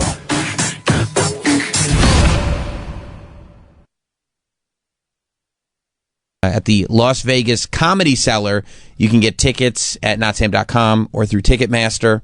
And it was a big weekend for sport. It was a big weekend. I mean, terrible weekend if you're a sports DJ to be fired, but big weekend in general for sport. As I was saying before the break, my team that I thought was going to go all the way, I thought they were going to be the underdogs. I thought they were going to be the Rudy story of the season, of this year's March Madness, mainly because I had never heard of this school before March Madness began. And then I just became obsessed, you know? I mean, Syracuse, obviously, but Syracuse didn't make it. I said, who am I rooting for if Syracuse isn't in it? And also the fact that Syracuse wasn't in it, it's like, hello, Carmelo Anthony. It's like 30 years ago. Jim Boeheim, like... That was when Dan Bernstein was just getting started. Oh, wow. It was a good time. It was a good era. But yeah. McNeese State. I didn't know about McNeese State, but they're great. They're fantastic. And I thought they were going to go at least into the Final Four. Really? I thought so. They were in your bracket for the Final Four. They got to the Final Four, and my bracket's busted, okay? Every team in my bracket is gone. And they're busted. My Elite Eight is fucked, so I can't even tell you about my Final Four. That's right, buddy. So is mine. Well, yeah, but you didn't have McNeese State in the Final Four. No, I certainly didn't. Because I thought they had the aura. I thought, how could they lose? Oh, this fucking guy. How could they lose with Aura Khan? How could they lose with this aura? I mean, this is, to me, this was the story of March Madness. This kid. He's like that little guy, and it's, you know, Ted Lasso convinced me. You know that little guy on Ted Lasso that everybody liked and he ended up being the coach? Oh, yeah. So I thought that was... He had a heel turn? Yeah, I thought that was, you know, aura. So Amir Khan is the team manager. He's the water boy. He's the team manager, I believe is the title. He does manager? No, he's not. He said, too, that he'd be putting up Chamberlain numbers for rebounds for cleaning up wet spots. Cool. He said he cleans up all the wet spots. The guys are sweating, no worries. Look at this guy, okay? He's coming in. He's got his big boom box, okay? All the players are behind him. His team loves him. That one guy has the Amir Khan T-shirt on with all the faces on it, like it's one of those old No Limit Soldiers T-shirts. People love him. Yeah. People love him, and he walks up with that big boombox, stoic expression. He's like, I know they're kind of making fun of me, but they're still celebrating me, so it's not that big a deal. I doubt he's invited to the team dinners. Well, he is, but he's the entertainment. Like, he's not, like, you know what I'm saying? Like, give it to Amir, he'll eat anything. No, they'll go, Amir, do another speech. Amir, try to lick your ear. Right, exactly. I could do it, guys. I could do it. No, they love him. He's the aura of the team. He's the spirit of McNeese, is what they say. Is this He's like cinema. Is this like when they let one of the special kids score a touchdown in a spring college football game? No. It's not like that at all, Mike. He's just those regular. videos are really nice. No, that's not. He's the team manager. Like last day of the year. No, they put in like he's the team manager every day. The senior who's never like seen the court. No, he's the shoot a bucket. No, don't insult Aura. So he's not on the team. No, he's the manager of the team. But he's like. What about the coach? A lot of people refer to him as the vibe manager. You know what? He's need got that. a lot of similarities. You do. But he does create the vibe. Listen, you guys are so disrespectful, and I don't agree with you at all. This is the first non-athlete who has made high six figures through the NIL deal. You know, the NIL deal, which allows these athletes to finally make money off their name, image, likeness. And they sign up with these companies and everything. Well, Amir Khan, is the first team manager, is the first non-athlete to be able to sign all these deals. This is a guy, he's selling you insurance now. This is a guy, look at that boombox. What do you see on that boombox? What's on the speakers? That looks like a delicious place to go take your entire family to eat. He's sponsored by Buffalo Wild Wings, this guy. Like, that's amazing. They're dropping big money. Probably not. To get he's making multiple six figures. Combined. Nope. E-Dubs was like, we'll throw you $10,000 and a gift card. Yeah, but the gift card is six figures. Right, but that's like, that has no cash value. Well, you can't cash it. It has value. You can eat there forever. It's fractions of a penny. No, he's made a lot of money, this guy. He is set for, like a couple years. Not in this economy. Biden economy. Yep, that's right. I did that. No, I love it. SportsCenter did a profile on him. Yeah. Did you not see that? Did that not get you? How much Amir Khan aura do I have to watch? I saw him like. So, first of all, some is never enough. During the Clemson game, like taking photos with fans in the stands. That's right. Because he can't be on the court because he's not part of the team. No, he's not allowed on the court. He's not a part of. No, he's not a member of the team. He's not allowed on the court. No, but he is right there for them. By the way, not on Saturday when his team was losing and he was hanging out with Spike Lee. Spike Lee, also a big basketball fan, so yeah. He wanted to meet the aura. He wanted to see what it was all about. Maybe Spike Lee was trying to recruit him for the Knicks. He's neglecting his managing duties, and the Knicks do not need him. The Knicks need something. Well, they don't. Well, they need a better team on the court. But. Well, if they had a little aura, if they had a you think that's the problem? Well, if they had a boombox to lead them out of the locker room, I think it could go a long way. And these people, I'm reading all these Twitter replies. They say enough with this Amir Khan. These people that are watching the game, they go, we don't care about him. They said McNeese State somehow was eliminated from the tournament, and all these quote-unquote basketball fans, they say, thank God we don't have to see this Amir Khan anymore. I thought that was terrible. People dislike him? Oh, they do. That's actually very refreshing, because there was kind of a time when people would sort of feign loving a guy like this. Not me. I love him for real. I'm not feigning it. I've had enough of him after about 2 minutes. You're already over. You didn't even know about this Amir Khan. No, Mike, don't be mistaken. People do love him like you would hate. Really? Yes. But in like the Ted Lasso kind of way? Yes, but like... Like, oh, this is so nice. But fans that are watching the games are getting very sick of him quickly. Yeah. And look, he's out. What can I tell you? But here's the thing, and this is the thing that Aura Khan is figuring out right now, and this is something I had to learn at a young age. Sometimes, because you think it's all going to be good, but there are times when you can equate Mo money with Mo problems. Yeah, that's true. And that's what Aura is dealing with right now. You think he has Mo problems? I think he's getting Mo problems because he's gotten Mo money. And that's been public. You don't want to make these things public, but he's got a Buffalo Wings boombox. He's selling insurance on his Twitter account. I was all over his Twitter account this weekend. Topps gave him a card? Yeah, he got a card on Topps. I mean, anybody can get one of those. Not anybody. They gave the lady who got hit in the head with a foul ball and had a big bruise on her. She got a card. Well, look, it's Topps Now, okay? That's a different thing, but that's not... Topps Now is still good. And by the way, I'm sure there are limited edition refractors of Aura, too. I wonder if he stays with McNeese or... Because the head coach... I heard he's leaving with the head coach. You heard he's leaving with the head coach? I swear to God, I heard he's leaving with the head coach. I was looking up. I was reading a lot about Aura Khan. I love him. I'm going where he's going. You're going to North Carolina? Yes, I'm sending my kids there. As long as he's still there. Come on and raise up. That's right. Okay. Me and Petey Pablo. Yes. Yeah, because the head coach is going to North Carolina. I heard he's going with the head coach. You don't think he's going to stay with his boys? I heard straight up he's going with the head coach. I read it. Sounds like a sellout. No. He doesn't need to sell out. He buys in, baby. You talking about Cash Aura? That's what they should start calling him. Cash Aura, baby. That's right. Yeah, they You said. have to watch this. Yeah. I want you. I mean, because you don't have a deep enough appreciation. And Troy, you don't know about this Aura Khan? I don't. But you're starting to think he's pretty cool? Yeah. Okay, that's what I thought. Yeah, it does say he's transferring to NC State. Oh, I told you, This is dude. Major breaking news. Yeah. Oh, wow. I'm a scoops. That's got to be true because it's on Facebook. I'm a scoops guy with NCAA stuff. You are. I'm like, what's his name? Who? You know, the new guy. Dan Bernstein? No. Danielle? No, Danielle's not scoops. Bernsey? Danielle confirms my scoops for me. When people don't take my scoop seriously. You know, what's his New name? guy. Or Mr. Aura? No, the scoops guy on ESPN. Shams? That's me. You are not Shams. I'm at least Shams adjacent.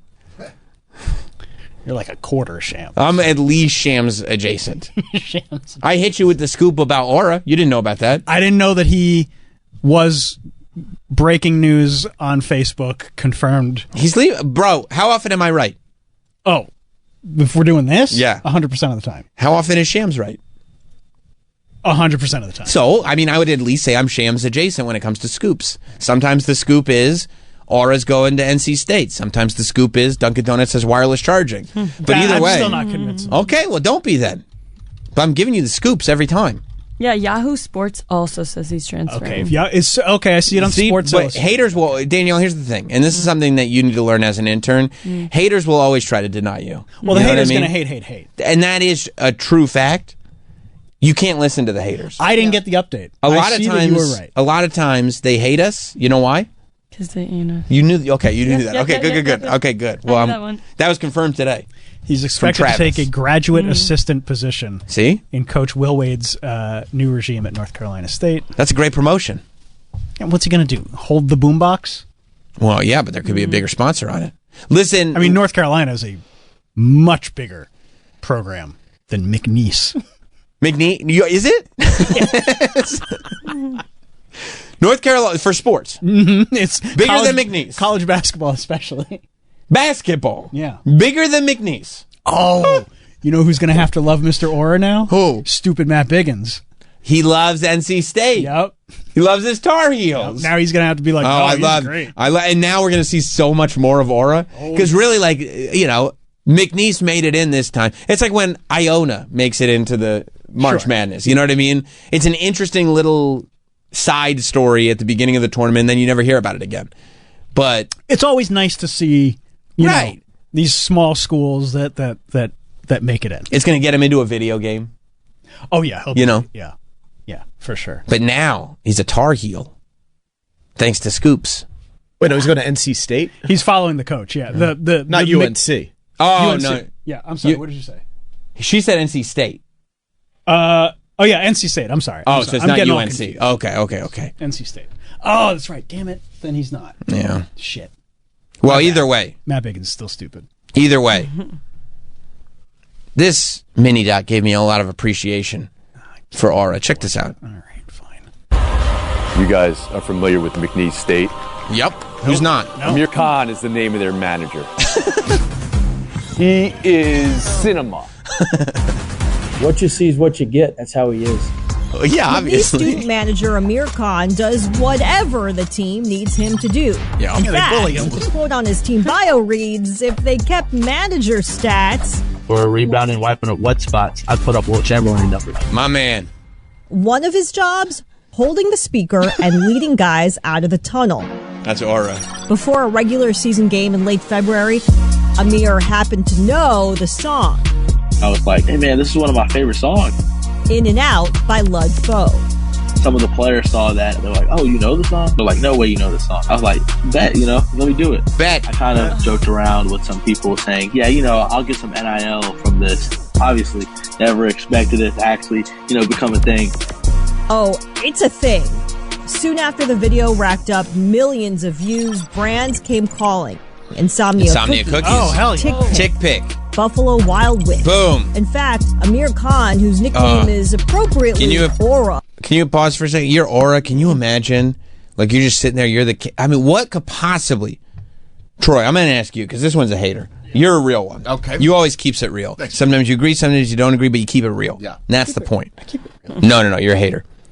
What could think about a better scenario than sitting at home, getting Buffalo Wild Wings. Yeah. Slamming down 12-piece wings. Oof. Okay? Okay. I can do that. And then you're not invited. And then you're still a little peckish. You get insomnia cookies. Ugh. Can I come to Insomnia? No. There's not much better than that. I'll be honest. There isn't, right? And Aura is the nucleus of all of it. Cookies are so He's got good. both on lock. Both of them are on lock. And me and you are hanging out with him, so we'll be good. That's why we can't bring Travis, because he's a hater. Yeah. Yeah. All right, Travis, you get hit play. I won't hang. No, dude. You're not invited. I mean, he's got great sponsors. No, you're too much of a hater. But can we be honest? Yes. He's a fat kid in glasses. What the fuck, dude? No, don't talk about Aura like this. Everybody's making fun of him. Don't talk about Aura like this. I was getting heat all weekend for what I said about that Belgium kid. Don't talk about Aura like this, okay? Okay. I didn't mean it when I said it. So. I don't mean it either. This is okay. dope. Good. You didn't mean that? No. Good. No. Because that was mean. Can't believe people are talking to him. What? Look at him. He rules. He's got all. This is cinema. And he knows good music. He knows great music. And he knows all the words, too. Yeah. He doesn't say every single, he knows all the words. Yeah. Because he's, you know. Hit play, Travis. I don't want your input. Soon after the video racked up millions of views, brands came calling. Insomnia Cookies, Tick Pick, Yes. Buffalo Wild Wings. Yes, hit In that fact, thumbs up. Amir Khan, whose nickname is appropriately Aura, Boom. has become the first ever student manager to attract his own NIL deal. Hell yeah. I never, as a manager, expected any attention at all. You know, definitely not this much. He's loaded. The Cowboys are the class of the Southland Conference. Really, the most important thing for me about March Madness is just being able to be a part of it and hoping the team makes a run. See? March, of course, is full of Cinderellas, but the biggest one Is might Aura. be helping out the team behind the scenes. This is the first time a manager's done something like this. But I definitely hope it's not the last, because I hope all the managers, you know, get the love that they deserve. Hell yeah. This is Bobby Boucher. Yeah, I'm not going to shit on this kid. He rules. I'm happy for him. He's killing it. This You don't one, have to watch him You know all why? weekend. You know why? You know why Travis is? Because Travis thought when he was a security monitor that this would be his future. He Safety didn't get control. Yeah, when he was wearing his orange sash, he didn't get an NIL deal.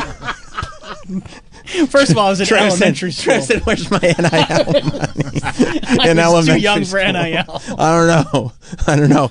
He put his hard hat on and go, "Look, people are teasing me now. You wait think- till that NIL deal comes through." You think the issue is that I see a little bit of myself in this kid? I and think I'm, so. And I'm a little jealous that I was too young You're in the game. projecting. I'm You're projecting. You're projecting because you never got that NIL. The Travis Teff that never was. That's right. You could have been Aura. You really could have been Aura. I mean, honestly, like, it wouldn't be the worst idea if you could, like, strap a boombox on and kind of walk us into the studio before the show. I would do that for you. Yeah. Yeah. And then we would all wear our Travis t-shirts. No, he's cool. Yeah, no, Yeah. we really like him. Yeah, there was one. We'll definitely hang out with him after we graduate. Or go down to West 4th College is Street, weird. wear a boombox, and see if any of the guys down there will recruit you to lead their team. Well, with that Aura, I think they will. I think they will. Yeah, I was watching one. He was doing an interview in the locker room. Mm-hmm. Maybe it must have been on his Twitter account. I don't know how. I was like scrolling through the videos, and somebody mentioned him, and I found his Twitter account. But I was watching an interview that he did, and all the team was around him the whole time, and he was just trying to answer the questions in the interview. But like all the team just kept interrupting to talk about how great he is. Yeah, they're making fun of him. They're not, by the way, making fun of him. They're not. I have more followers than him. Yeah, but do you have Vitale tweeting about you? I don't. No, and he's a legend. He's a legend, dude. See, and I like that he retweets all the compliments. Well, yeah. He should look. He's got his own Aura tracksuit. Fills it out.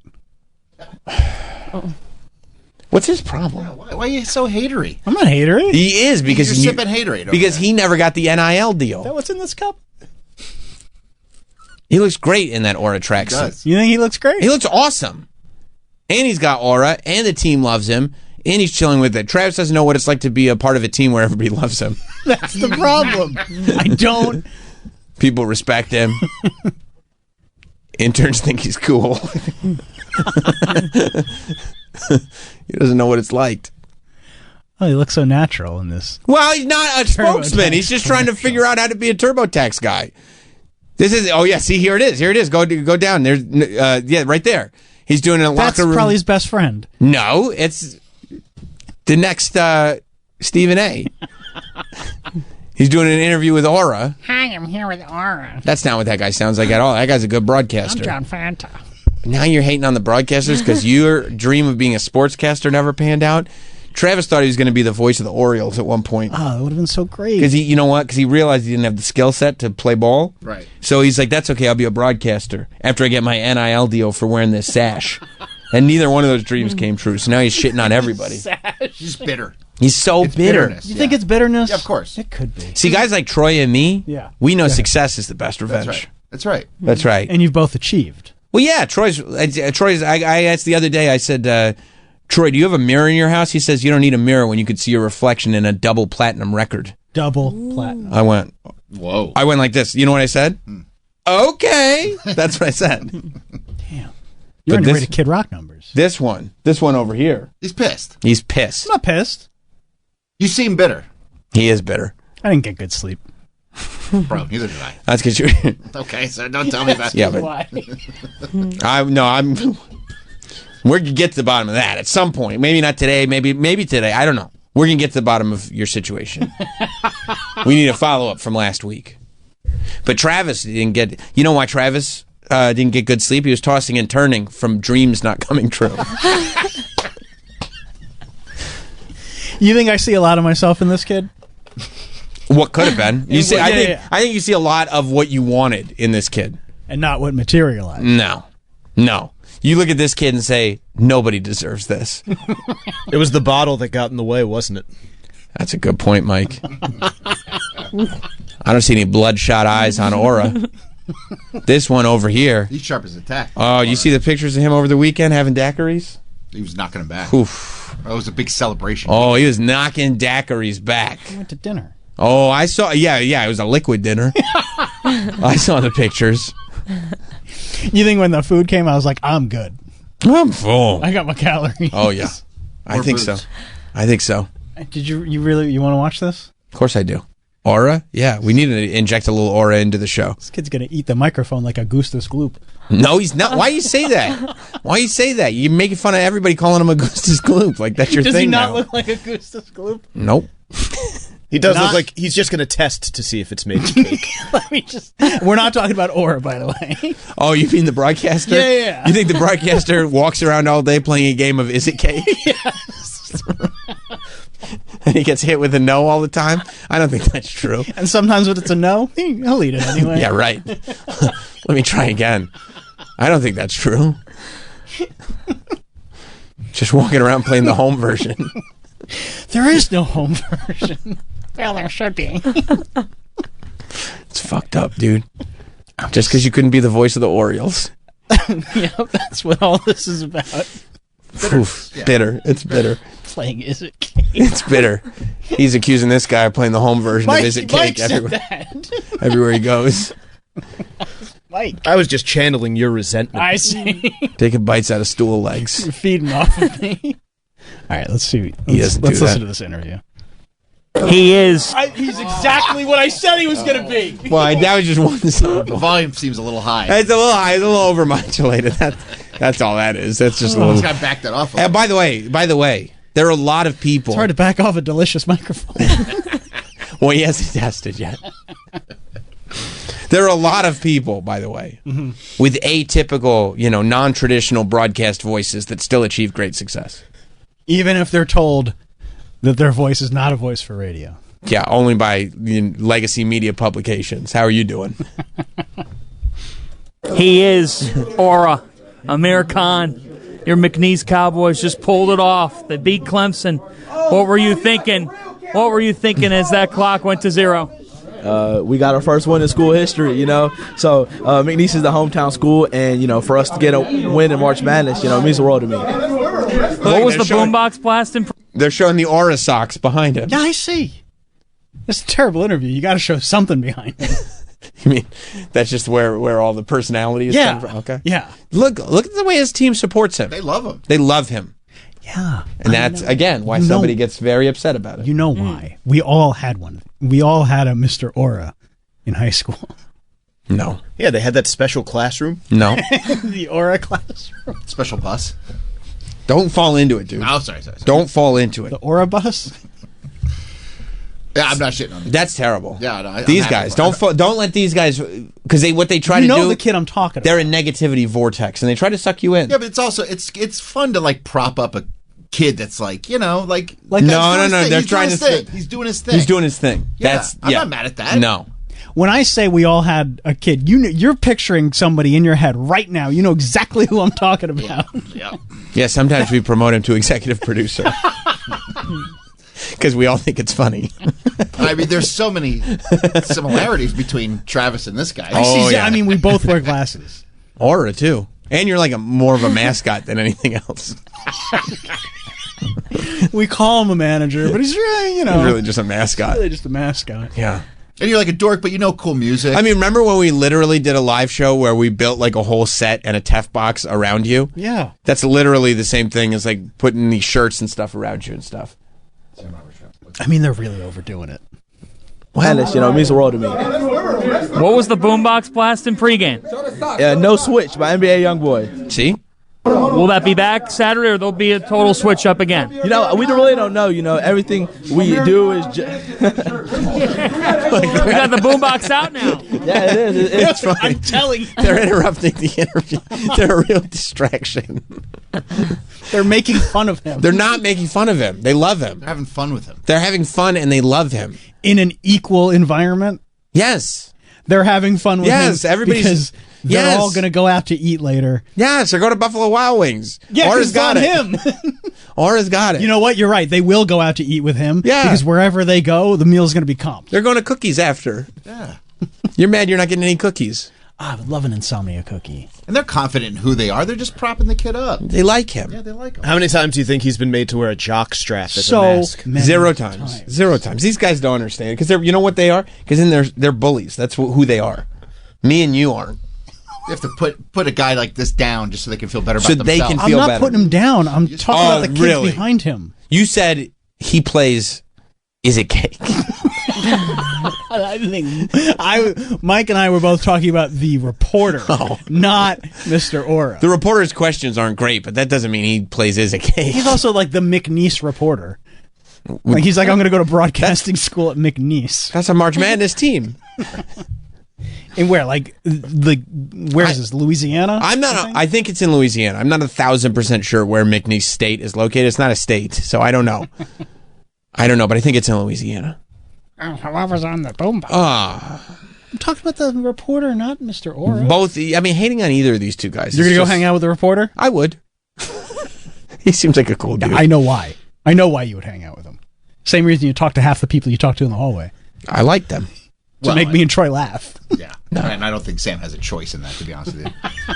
They corner me, huh? They get you good. They back you into a corner. All right. Let's get back to Aura. Okay. You guys suck. Yeah, it's right there, Right there. With Wild Wings. With Wild Wings here. Here we go, man. Put it on. So I love Buffalo Wild Wings. Hey, I'm a big fan too.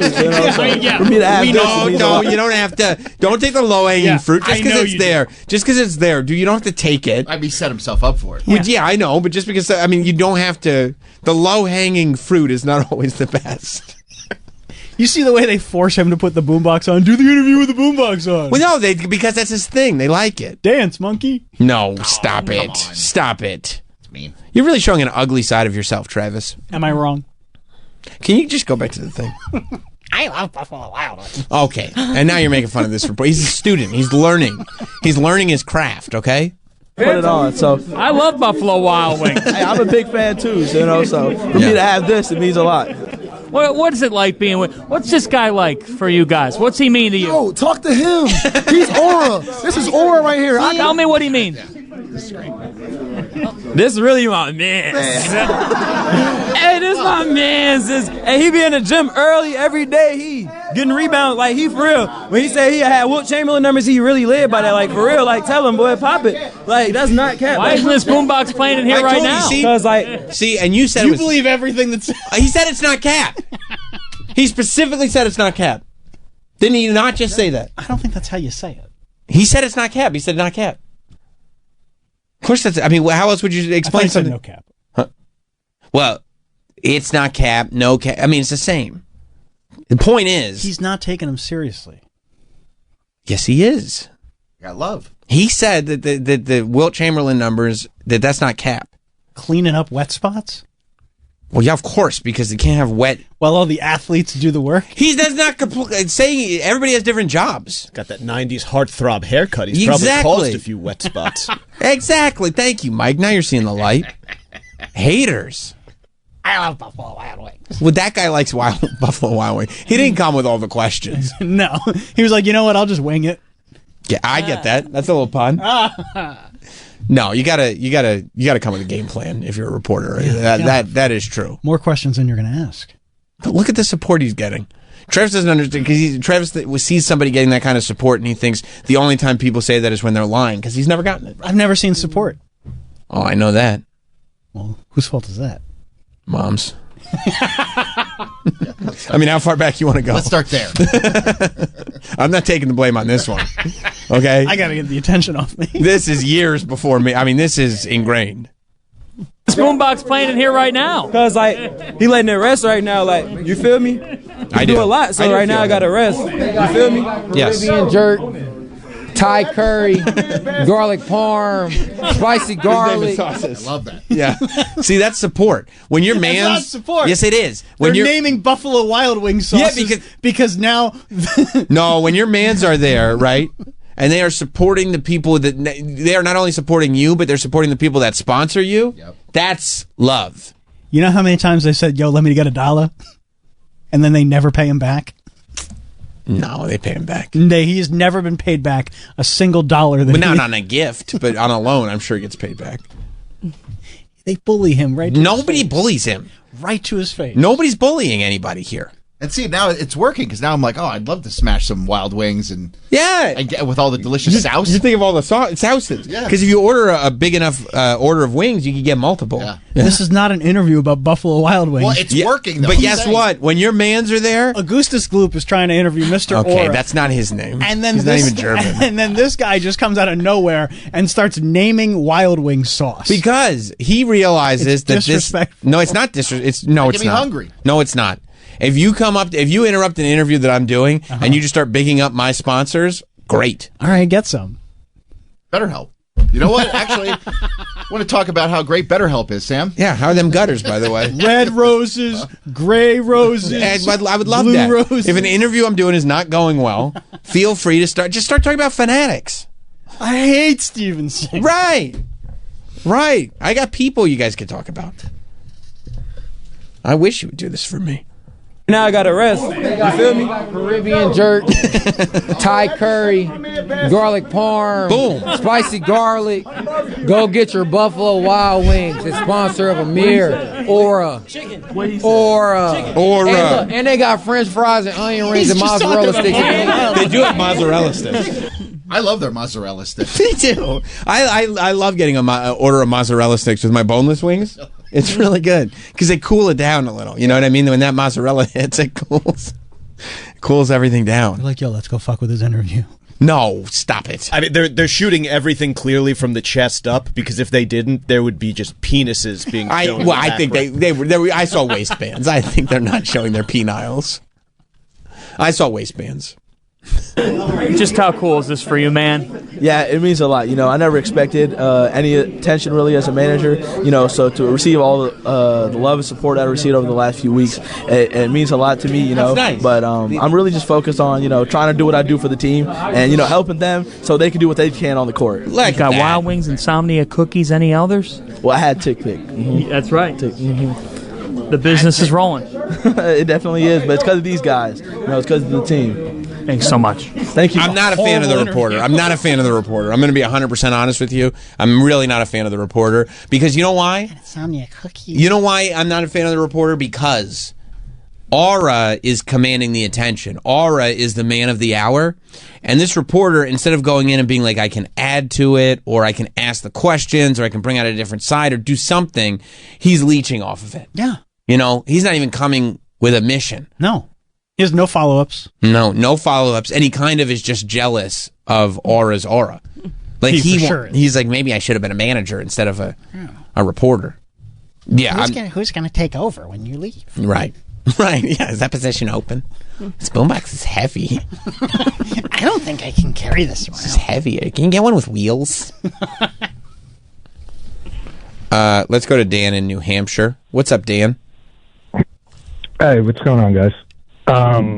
Let me just, I want to give you an idea of who I am. Nice. I drive a 2018 BMW X5. Wow. And I crush pussy, bro. Oh, that's I crush sick. pussy. Believe me. Hey, man, let me tell you. I'm going to tell you something right now, Dan. You wouldn't say it if it wasn't true. So I'm buying it. I'm buying what you're selling, bro. Of course I wouldn't. Hey, man, I'm killing it. You're on the phone. I'm killing it. I can hear your voice. It's got to be true. Yeah. I'm killing it. Let me tell you something about myself. That's sick. That's sick. By the way, you guys are ripping John Fanta. John Fanta is like beloved. All right. He like Portnoy wants to hire him so bad. All right, well then I'm back on John Fanta's side. Maybe this was just a bad interview. Maybe it wasn't a great interview. Maybe let's blame the interviewee. Nope. Not the interviewer. I mean, it's not his. That's not like his thing. Like he's a basketball guy. He also announces like professional bowling, I think. But he's beloved by like. Okay, so we love John Fanta. Okay, we like him. Okay. You should love John Fanta, and also what about Mr. Aura? Danielle? What's that? What about Mr. Aura? Mr. Aura? That guy sucks. Yeah. See. Fuck that guy. Yeah. Okay, all right. Maybe I get but confused. Fanta, you should love. We and love also Fanta. Danielle, that guy, a tiger or whatever. Right. Yeah, that guy just doesn't like hot girl. Like you, I don't know what you look like, but you have hot girl voice. Nice. So he's probably threatened by you. And he just puts down any girl that probably would turn him down. He's an incel. He's an incel for sure. Yep. Yeah. Thanks, Dan. But anyway, fuck that guy. I'm killing it though. You are killing it, bro. Way to kill it, dude. Oh, yeah. I'm happy to All hear right. how much you're killing it. All right, boys, punching out later. I'm willing to go back on John Fanta. Me too. It seems like John Fanta is possibly goated. Just a bad tape. Just a bad tape. That's fine. For Fanta. You're going to have those. That's fine. Yeah. I'm not mad at that. I blame the person being interviewed for not giving enough substance. No. Yeah. No, we love Aura. No, we don't. Okay. Fine. Whatever. You know what else? You going to buy his card? Yeah, is it still up on Tops now? Did I miss the window? It's only like they put them up for like 3 days. No, I know. You can still get it. And do they have refractors? Do they have signed? Do they have? Let's see. Yeah. Okay. 49 blue, 25 purple, 10 red. Ooh, I want to get that 5 101. orange, 1 gold. I want to get that 101. Any autos? Yeah. That's what I was wondering. Open edition base cards, of course, parallel numbers to 49 and lower. I don't see any autos. That's odd. Maybe he doesn't know how to autograph. Well, he can spell his name. Do you know that? It's an assumption on my part. Oh, he might not know cursive. Oh. It's a lost thing now. It's the generation. Yeah. And you can't sign an autograph in print. That's never a good look. No. Yeah.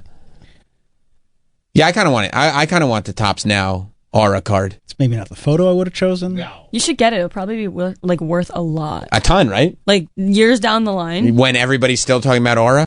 Or not at all. Oh, okay. Okay. You never This is know. an embarrassing photo. No, because it's after they pour the Gatorade on him. Don't you want him like in the hallway, like leading? No. You want him in a moment of victory. Box. That's a moment of victory. You don't understand sports. They probably threw that water on him.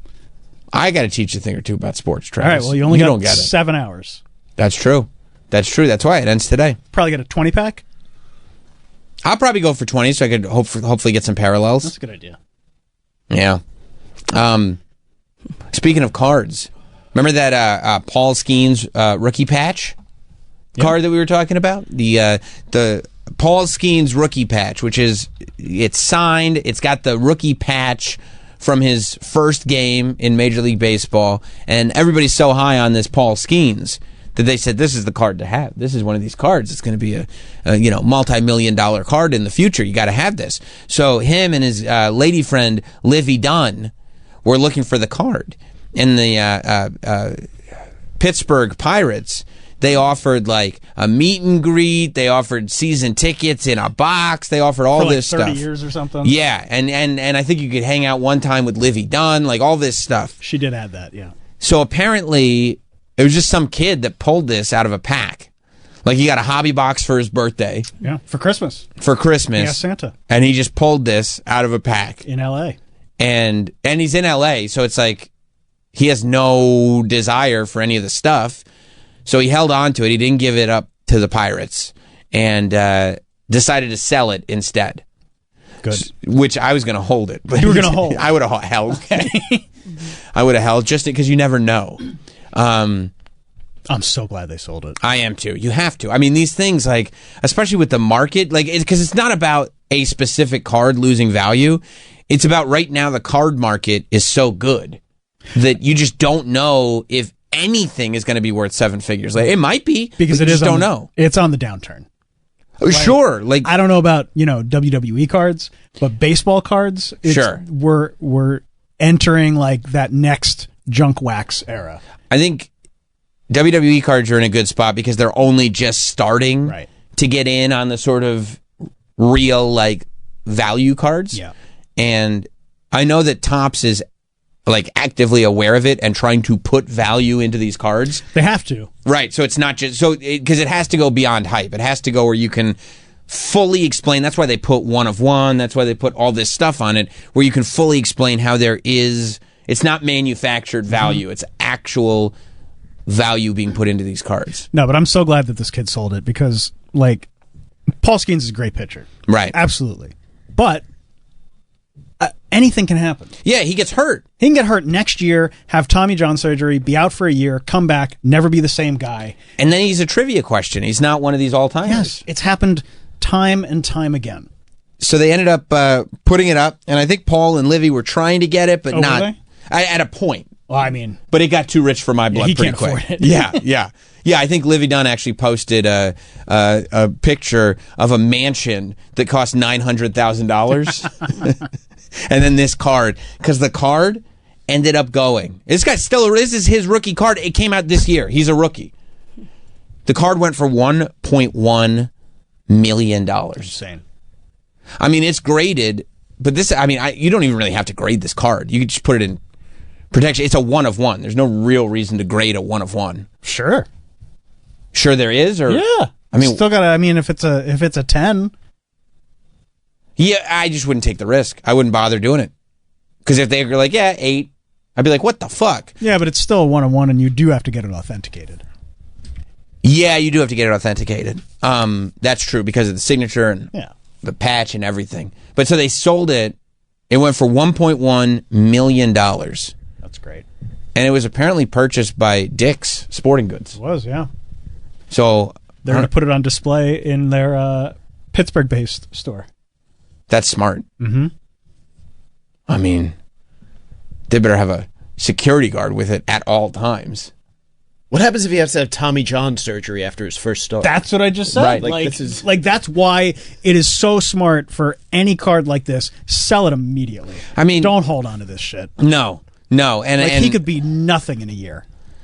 And luckily for Dick's, hopefully within the next year, people will come in to look at this card. It's a big news story. So, like, hopefully, I think the idea is that you'll make your money back off of the promotion because, you'll spend more than $1 million on television commercials. So if you can get, especially in the Pittsburgh area, everybody to talk about the fact that the Paul Skeens card is here. You can get Paul Skeens to go and visit the card so he can look at it himself.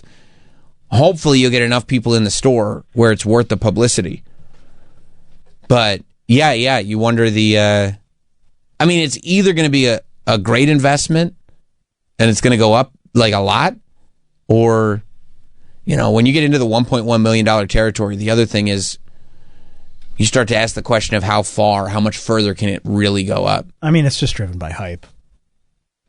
Yeah. I mean, look, and it's also like this is not worth $1.1 million. Not now. It's like it's a very much. It's just not thinking that there will be potential. Like we don't know. Also, the idea of the MLB debut patch is a new thing created for cards. Very smart. Right. So the question is, if he is as good as people hope that he will be, 20 years from now, are these patches as valuable as they potentially think that they will be? Yeah. And if they are, then all of a sudden, and the card market is still there. I mean, there are cards that end up being $10 million cards. But that's a real gamble. I mean, that's Mickey Mantle's rookie card, regarded as like, one of the nicest cards ever made, and that's $12 million. Mm-hmm. If you were to sell it today, it would probably crack 20, I think. Right. Like if somebody sold one today. Right. But like, this being the 6th highest or most expensive card ever sold is insane. It is insane. It is. I mean, but it's also a really nice card. And that counts. Like, that does aesthetically, count. it's a nice card, and the fact that it's not like a piece of the jersey, the patch itself looks good on a card. The signature is good. It is the aesthetically picture's good. pleasing. Yeah, it's a good card. Look at Griffey's Upper Deck rookie card. Everybody knows that card. Right. You can put the card on a t-shirt. It's an iconic card. Yes. Yes, absolutely. And this just happens to also be aesthetically pleasing. Now Dick's is going to be served by trying to... Dick's as a company is going to be best served by trying to keep the hobby as hot as possible for as long as possible. They don't even sell baseball cards now. I know. I know. I mean, like, Target should have bought this. That's true. But these cards, I mean, are still like... It's impossible. Oh, yeah. To find... Like, the WWE hobby boxes... And I bring those up because that's what I know the most about. But like when they came out, it was $180 for a hobby box. Mm-hmm. They do the dynamic pricing, of course. So within nothing against WWE, but of course, Fanatics and Topps is doing that. Everybody does, yeah. It's sick. I hate it. Within a day, they're $250. It's yeah. They go from $180 to $250. Now, the only place you can get those hobby boxes is eBay, and they go for $350 or $400. Mm-hmm. And guess what? Chances are 9 out of 10 of those, you're going to lose all your money. Of course you are. You're yeah, not gonna make anything close. But there's there's a couple rock autos floating around. Yeah, right. There's these cards. As long as those cards are floating around, and like buying a lottery ticket. Yeah, and as long as you understand that when you're doing it, then no harm. But that's also why it gets interesting, because the worst thing that can happen is the most valuable card gets found as soon as the cards get released. Oh yeah. Right? Because then they're like, okay, well, we're going to wait for the next set. Well, when that 2 years ago or whatever, Bowman put out that set that had a Tom Brady Montreal Expos draft card, because he was drafted by the Expos, and he signed a couple of them. Right. And the hunt was on. Yeah. It was like Willy Wonka. Yeah. You had that one guy who had a whole factory full of women, and he promised that whoever found the card is going to get a 5-pound bonus in their penny bucket. Yeah, they went nuts. They went crazy. It took them, I mean, literally 2 minutes after he announced the 5-pound bonus in the penny bucket. They found it. They found the card. Tried hard to get that card. Oh yeah, he did. And he did not get it. But no, yeah, the worst thing for these companies is like you said, like this card is found fast. Yeah. And then you have to end up trying to figure out like multiple cards that are going to carry that kind of value. But they already do updates. Like, so Topps 2025 Series 1 came out like 3 weeks ago. There's going to be a Series 2, a Series 3, all in the same season. You got to get Sapphire. There's Chrome, and then Sapphire Chrome, and then there's Update, and it just doesn't end. That's why I say we're headed into this new era of like way more expensive boxes and way too much stuff. Yeah, because at a point it's almost like there's so many autographs. And listen, it's 99% of these people are, some relief pitcher on the A's that you've never heard of. Yeah. And you get his autograph. Maybe it'll be good. Maybe. But I love it. It's the best. It's the funnest thing. It's it's such a good time. Mm-hmm. So good for this kid. I love that some kid found it. This is how you do it. Made his 1.1. Got out. He got to buy another box. He got to hold the card. Yeah. He got to open it. He got to have his moment. And he can go to Dick's in Pittsburgh if he wants to visit it. He doesn't give a shit. Just like I wouldn't. I would part with this card in a second, never think about it again. and buy $1.1 million worth of boxes because what you find in there is going to be even better. Yeah, I mean, I might as well just let it roll. Yeah, right? Yeah. Here's the thing about winning. It begets more winning. Yeah, logically. Yeah. Oh, and then I don't know. Were you guys up on the NCAA wrestling upset? That what's his name? Kurt Angle? No, I wish with a broken freaking neck. No, Gable Steveson, who won Olympic gold for us. You're thinking about Kurt Angle. Kurt Angle with a broken freaking neck. Gable Steveson, he was an NCAA champion. He won Olympic gold. Okay. And then he just recently this year, because he was still, I think he had one more year that he could enter into the NCAA pool. Okay. So he did. He came back. Oh wow, jeez. To grab because it was. I think the idea was he might have been one of the first 2-time NCAA champions, and like had a major upset. Where's he? Minnesota? Yeah. Okay. When this guy Wyatt Hendrickson. By the way, two of the most wrestling names. Oh, Gable Steveson versus Wyatt Hendrickson. Like, yeah, is that at WrestleMania? And it was wild because like because usually in these amateur wrestling matches, like the crowd, they'll appreciate things, but they're not going fucking crazy. Right? This isn't like going to like a silent theater production where a guy just likes to do old shit and you can go nuts in there. So don't go there if you like old shit. Right. No. But like in the whole tournament, Gable Steveson, I think, had not let down or had not given up one takedown. Okay. And then, boom, at the very end, I think, this is the third round, 30 seconds left. Stunner? He hits him with a stone cold stunner. The referee doesn't see the chair shot. Oh. And it's like, oh my God, we got a new champion. Shit. And JR just starts yelling, you son of a bitch! Listen. Get big here. On the high crotch. And he's right on top. Oh my God. Can you believe this? I don't even know what happened. Well, he took him down. He was flat on the ground. And then he had control of the back. You hear his voice is cracking. He's cracking. This is an amazing thing. Like, this was Gable's time. And in that world, a new star is born. And his name is Hendrickson. 30 seconds left. And of course, it's like Minnesota versus Oklahoma. Of course. You know what I mean? Get big here. On the high crotch. And he's right on top. Oh my God. Can you believe this? Hendrickson with the 3. Gable better hustle. The Olympic champ is about to lose. See if Gable can get up.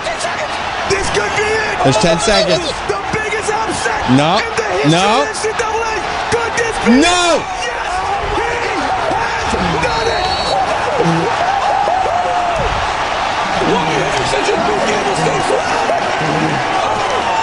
Like, damn. Like they said, the biggest upset in NCAA wrestling history. Because in that moment, Steveson was trying to get up. Yeah. And if he could break free, then we're still talking. But he couldn't. Why didn't he Hulk up? He give me a point right in his face? Yeah. And like make it so that the pain became impervious? Yes. I've seen that happen before. No, that would have been the strategy. That would have been the strategy for sure. There have been times where I'm like, oh, this match is over. Yeah. He's not, he's letting his arm fall. Right. Like, it's over. And then you Hulk up. Yeah. I mean, Gable didn't think of that. But this is what sucks about real sports, Poor Gable works all his life. Yes, this is real sport. Yeah, it sucks, dude. Like, why didn't they just script it differently? Yeah. Or like at least make sure Gable gets a big payday if he's Who gonna wrote this? Yeah. Like if Gable's gonna put the other guy over, make sure Gable gets a huge payday on the way out. Right. I don't think they do that. They should pay the loser more. Because you put the guy over, What do they do in the last match? What's it called? Like when you pass the torch? Yeah. Yeah, do the honors. Do the honors. That's what I'm Gable thinking. Steveson did the honors. And he's not going to get anything for it. No, and he's a young man. I mean, that's not when you're supposed to do it. Yeah, but it's like, that was This is why I heard about it. Yeah, and then of course this is unfortunate. Like I was more into it for the shock of it all, and like that one split second, because Gable was up, and that one split second that he gets that takedown, and then was he there? Trump? Yeah, he was. Yeah. Oh, okay. He pointed. But I mean, he saluted. He saluted Trump.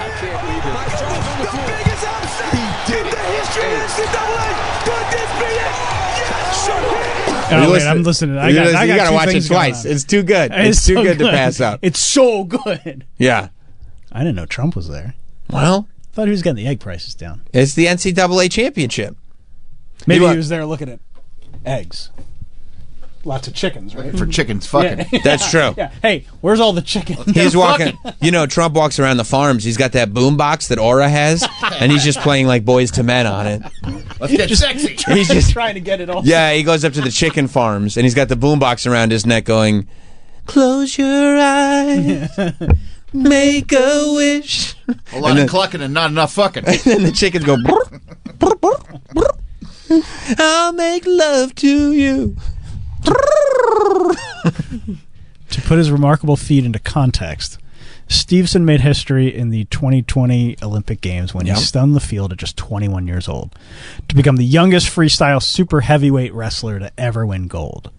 Then he cruised to his second NCAA championship in 2022. Oh, so he was going for a third. Yeah. As well as a second Dan Hodge trophy, which I assume is really good. It's a great trophy. Establishing himself as one of the most dominant amateur wrestlers ever before leaving the college ranks to capitalize on his success. Bobby, skip that part. Blah, blah, blah, blah, blah. Blah, blah, blah. Whatever, the middle part. Blah, blah, blah. Fulfill his final year of eligibility and win another NCAA title. Boom. All that changed with 30 seconds left on the clock in the final match of the season. Sports are crazy, man. Sports be crazy. Sports are crazy, man. Sometimes these sports be tripping. You understand why we like sports now. Yeah, but I mean, you know, especially like baseball, it's just so much bullshit to get to one moment. Starts on Thursday. Baseball starts on Thursday? Yep. Spring training. No. What? The regular season. Well, the regular season technically started last week in Tokyo. Oh, but my gosh. The real regular season starts on Thursday. I forgot. You guys got to go from April all the way to October. Yeah, it's rules. Because you do 700 games this season. I got 6 months of something to watch almost every night. I mean. Isn't that great? Imagine there being wrestling on basically every single night of the week, 365 days a year? I can imagine it. I was about to say that. And then I realized, like, oh, no, that is... Yeah, no, I can if I try really hard, I think I could picture it. I mean, I've been struggling, man. I've been trying to watch real TV. I'm trying to get up to date on stuff. I'm not done with Severance. Oh, my God. I know. I'm trying to be a part of these cultural moments, but I'm not done with it. I'm in episode 3 of season 2. Oh, Jesus Christ. But, bro. All right, so I guess we can't talk about that. No, we'll talk about it in like 2 months. We won't be talking about that today. But I am getting into season 3 of White Lotus. Okay, yeah, we started too. Bro, I haven't started yet because I finished season 2. Well, then you're not getting into it. I'm getting into it. You're not. It's time to, I'm getting into it. I'm getting ready to get into it. I'm getting into it. All right, we started. Okay. 2 episodes in. So you're into it. You're not getting into it. You're into it. Yeah, no, we in it. Right. Deep. Dude, I was so fucking tense the last 3 episodes of season 2. I didn't watch season 2. Season 2 is great. Okay. Except it's just like, I think season 1, I mean, that show makes me I get so tense watching that show. Really? So tense. Because everybody's making such bad decisions all the time. You're like, what the fuck is going to happen? What the fuck is going to happen? I don't remember getting tense. Oh, I get tense. I get very tense. So you're just a naturally tense guy. That's true. Shoes on, your jeans. We gotta go. I'm a little chihuahua. TV, I'm a little chihuahua shaking, walking around going, I don't know, we might have to go. Yeah, I get so tense, like, and season 2, I'll say, like, I think it's a 7-episode season, more or less. So yeah, probably the last 3 was when it really clicked in, and I was like, okay, I mean, what the fuck? Okay. Maybe I'll go back and watch it. It was good. Really. Because I kind of feel like I should, because I do know. And I mean, it doesn't matter. No. Honestly, like the spoiler or whatever, nah. Nah, it didn't. No, it didn't affect my viewing one way or the other, to tell you the truth. Because there's enough going on, and there's enough that could possibly happen, and there's enough that does happen, that it's not like it's just one thing. Does that make sense? Yeah, absolutely. Right. So it's like you kind of... It's like that, but there's other stuff. Yeah, and a good show's a good show, it's the journey. Something that I've always said, since I was a child, is it's not about how fast you get there. It's not about what's waiting on the other side. Mm-hmm. It's the climb. That's something I've said for a long time. Wow. And it's something I live by, Life's a climb, but the view is great. Hannah Montana movie. Oh. Sam, I too live by the Hannah Montana movie. Jimmy on Staten Island. What's up, Jimmy? Yo, Sam, you watch Reacher on Prime? I'm not watching Reacher. Is Reacher good? Reacher's fucking awesome. Yeah. I mean, I'm not crazy about Alan Rickson because he doesn't like fucking Trump. Oh, but other than that, definitely a good reason to like or dislike a show. Who the actor voted for? Yeah. No, he just talks shit about everybody else in Hollywood. So he's fucking huge. He got huge for this season. He put on about 35 pounds. I like that. Because the world's tallest, strongest man, Oliver something. He's like 7'2". Guy's a fucking. All right. The guy's a fucking house. I'll check it out. He's up against him. Is it all right? It's fucking good. I'll check it out, Jimmy. I'll look at. Check it out. Well, at some point I will. Jimmy recommends it. Enough people recommend things to me. I watch it. Reacher. Like I said, I did. Why I started to get into. I did more work into season 2 of Severance as opposed to starting season 3 of White Lotus. I appreciate that. But goddamn, do I want to see that Walton Goggins, Sam Rockwell scene that everybody's talking about? I don't know anything about it. Neither do I. But everybody talking about it, and those two, I'm like, come on. I've seen the still. Yeah, and that's all. I'm like, I cannot wait. Whatever this is, I cannot wait for this. I'm not going to get... Go ahead. We got to take a break. Okay. So I don't want to get too deep into anything else. But yeah, no, I can't wait for... just watching that. The Walton Goggins loop that I was on, I was watching scenes from like Vice Principals, from Righteous Gemstones. Did you start Righteous Gemstones? No, I got another season of Righteous Gemstones. Jesus Christ. Are you in? Yeah. Fuck. I watched the first 2. I haven't seen last night's. I mean, it's going to be great. It's going to be great. All right. We're going to take a break. We'll be right back. Stay there. We will be right back. The Sam Roberts Show.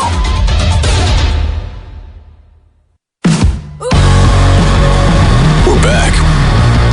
The Sam Roberts Show. Hey. Over the weekend. I didn't think you forgot. Oh, we saw. Oh, yeah, we couldn't Say forget. it like that. We couldn't forget. You were knocking him back.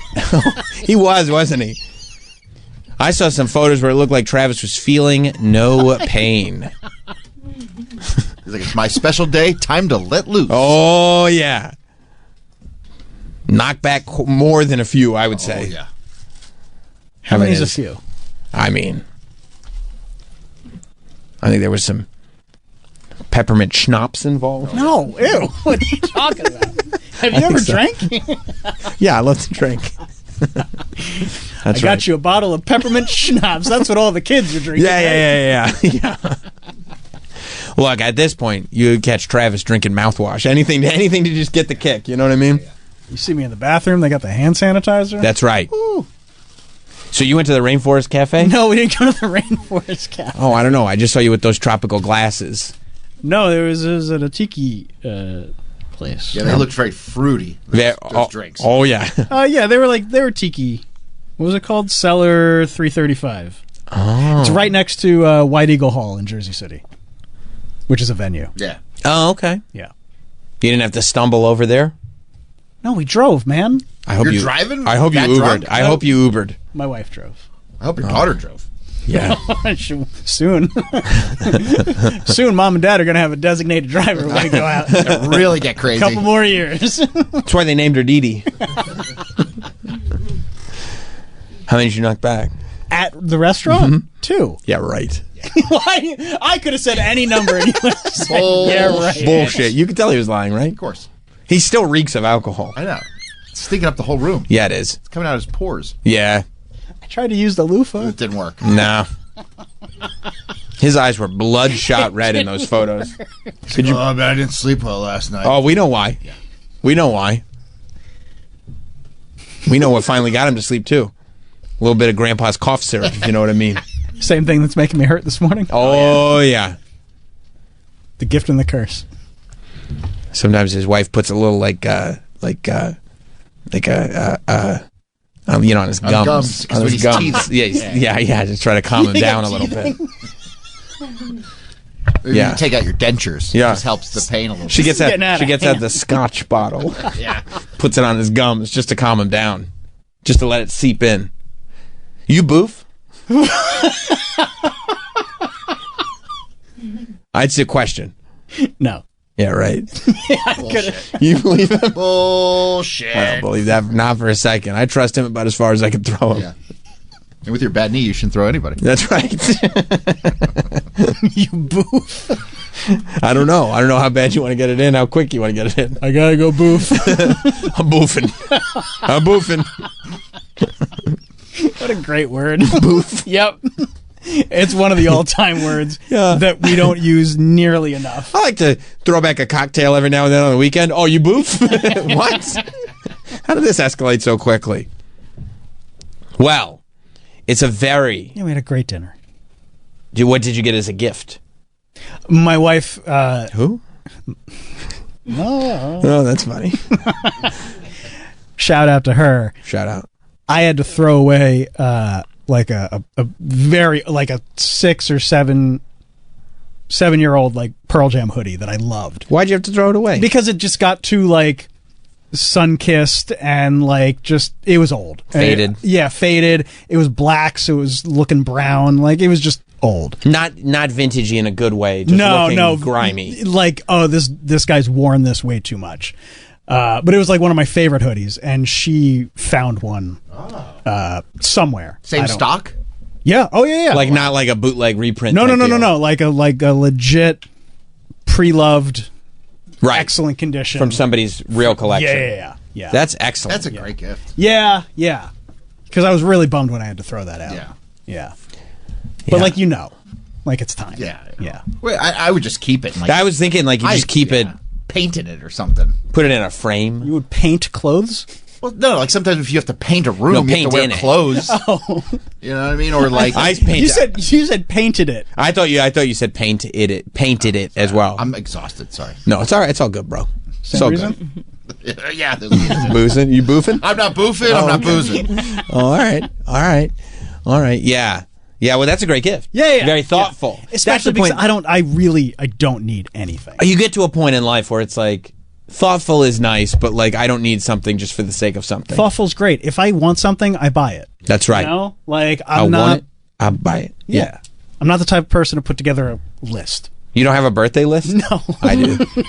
Amazon wish list? Yeah, I always send my parents, all my loved ones. You guys will get one this year now that it's just my show.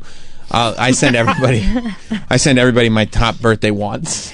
Troy, could you imagine if we get an email one day saying, "Hey guys, just a reminder, my birthday's coming up. Yeah. Here's a link to my Amazon wish list." Here's my birthday list. No, it's like a straight up list, and I put a link individually on the list because you can't get everything on Amazon. No, you can't. No, you're right. It's like a certain Lego set or whatever. I'm like, just that way everybody has it. Not that I don't expect, and this is what I put on it. I don't expect anything.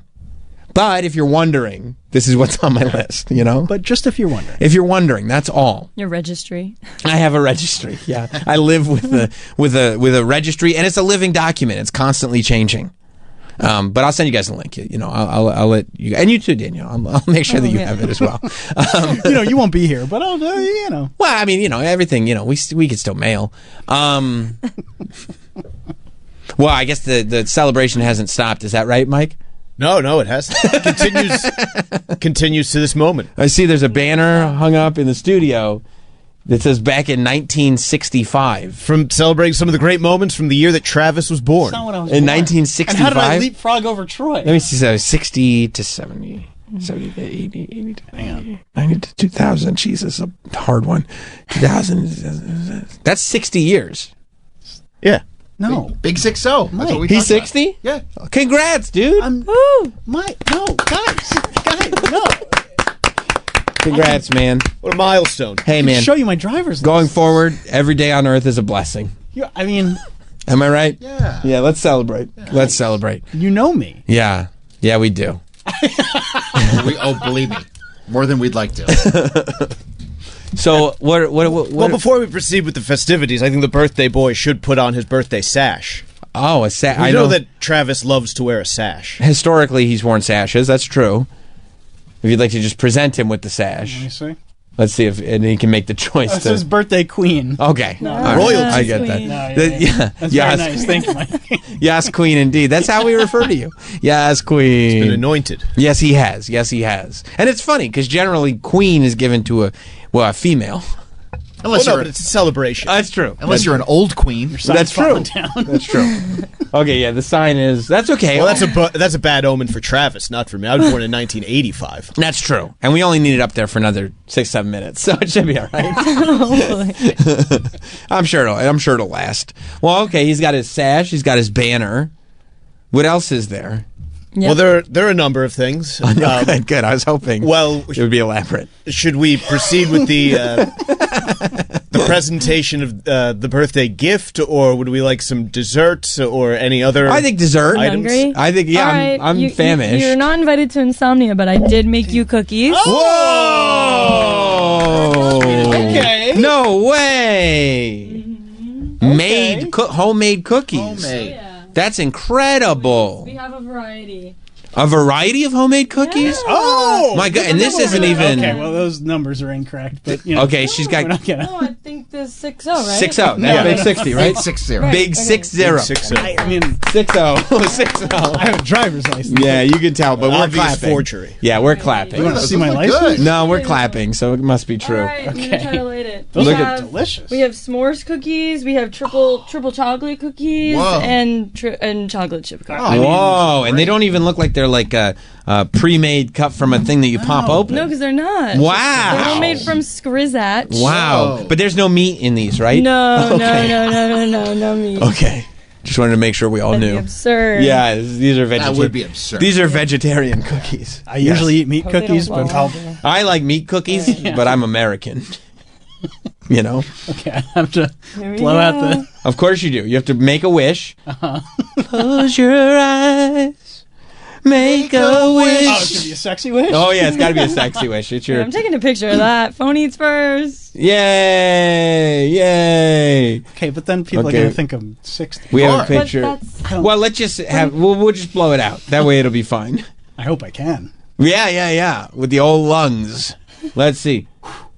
Oh, no, he didn't get it. There. I mean, that was okay. I But hope the smoke alarms don't go off. I hope they do. Your wish won't come true. However, you did blow out the 6-0, which confirms Big 6-0. 6-0. Is that? Yes, of course. If somebody gave me candles that said 6-0, I'd say these are incorrect. I take them and throw them in the garbage. That's right. I'd light the whole room on fire. You have what? I got plates, you know. It does definitely Troy, you smell gonna have like. a cookie? I'd love to have a cookie. It definitely smells like smoke, so that doesn't bode well for the detectors. We're good. Yeah. Oh, damn. The morning mashup's going to be asking why there's smoke billowing through all of What is the. this? S'mores? That one's triple chunk, so you got right. dark milk. Do you have any double chunk chocolate cookies? Oh, double Troy, come get a cookie. Yeah. I'll pass them around. Travis, take a bite and let me know how many booms you would give The it. s'mores, Mark. These are the s'mores. And these are birthday booms. Ones with the white chocolate. Oh, what's the double? What are we thinking? You said double? No, 5 booms. 5 booms, and what does that sound like? I'll grab one of those. Boom! Boom! Boom! Boom! Boom! That's cool. And then one of these. I'm doing a Rizzler face. I'm a Rizzler. Amazing. Sam, Amazing. have a cookie. I will. Wow. Yay! I will. job. Are they Thank great? you. Are they fantastic? Fantastic. Thanks, guys. Okay, now we've done the dessert. Mike, you can have a cookie depending on what's next. Yeah. Well, we have a couple things for you. Oh, okay. All right. Sam, it's your show. Oh, yes, it is. Ultimately, you decide what order these go in. Possessive. We have the gift accompanied by a lovely card. Wow. And then I assume everybody signed it, right? everyone who chipped in for the gift has signed the card. Oh, okay. I didn't realize. Okay. It's a big group gift. Okay, I didn't realize. That's what I was signing. And then sometimes you get documents, you sign them, you should read them first, I guess. And then, of course, Sam, the poem that you requested last week. I forgot I did request a poem. All right, let's do the poem first, I think. The poem first, yeah. Get everyone in Poem. Yeah, let's... Okay. That's way longer than a haiku. There's an... Yeah, that's a full poem. Well, I felt it would be inappropriate to appropriate Asian American Japanese culture. Oh. AAPI Heritage Month is in May, so we're a little bit close. It's 5 weeks off. It wouldn't have March. Just wouldn't have sat right. Okay. And you're nothing if not respectful. Right. Yeah, well, in the America that I want to live in, we don't do things like that. Haikus are just 3 lines, but okay. Well, again, Sam. No. Cultural I know, the appropriation. Yeah. Instead, I was inspired by the works of American Youth Poet Laureate Amanda Gorman. Oh, wow, that's great. That's great. Very, very powerful writer. Yeah, amazing writer. And I call this Ode to the Staten Island Ferry. Okay, I feel like that's a play on words. Caw-caw, caw-caw, white birdies fly. Caw-caw, caw-caw, those jockeys in the sky. An undie-flipping champion, he thinks this makes him cool. When they hear his cleats a-clackin', other kids say he's a tool. He scolds them in the hallway. He wears a stupid sash. It's no surprise to those who know his wife can kick his ass. This fairy boards the ferry. Okay. And dreams of far-off lands, where his furry, slight, and jaundiced frame will melt in Germain's hands. I know Germain. Saving every penny to plan a Disney trip, while dirty thoughts of Gaston bring a stiffness to his tip. That's the guy from Beauty and the Beast. He's got his own lightsaber, a glowing 3-foot pole. Okay. They said you cannot carry on, so he stuffed it in his hole. Okay, that's another penile thing. At work, if you ask Tef Dog for terms and conditions, please. Oh, boy. His cunty tone and beady eyes will bring you to your knees. To our fearless leader, Travis, we all would like to say, get yourself a biggie bag and have a swell birthday. Oh, that's nice. That's nice. That's nice. Happy birthday, That's Travis. nice. That's a nice thing to write about somebody. Can I tell you something? What's that? Mike is one of the funniest people I've ever met.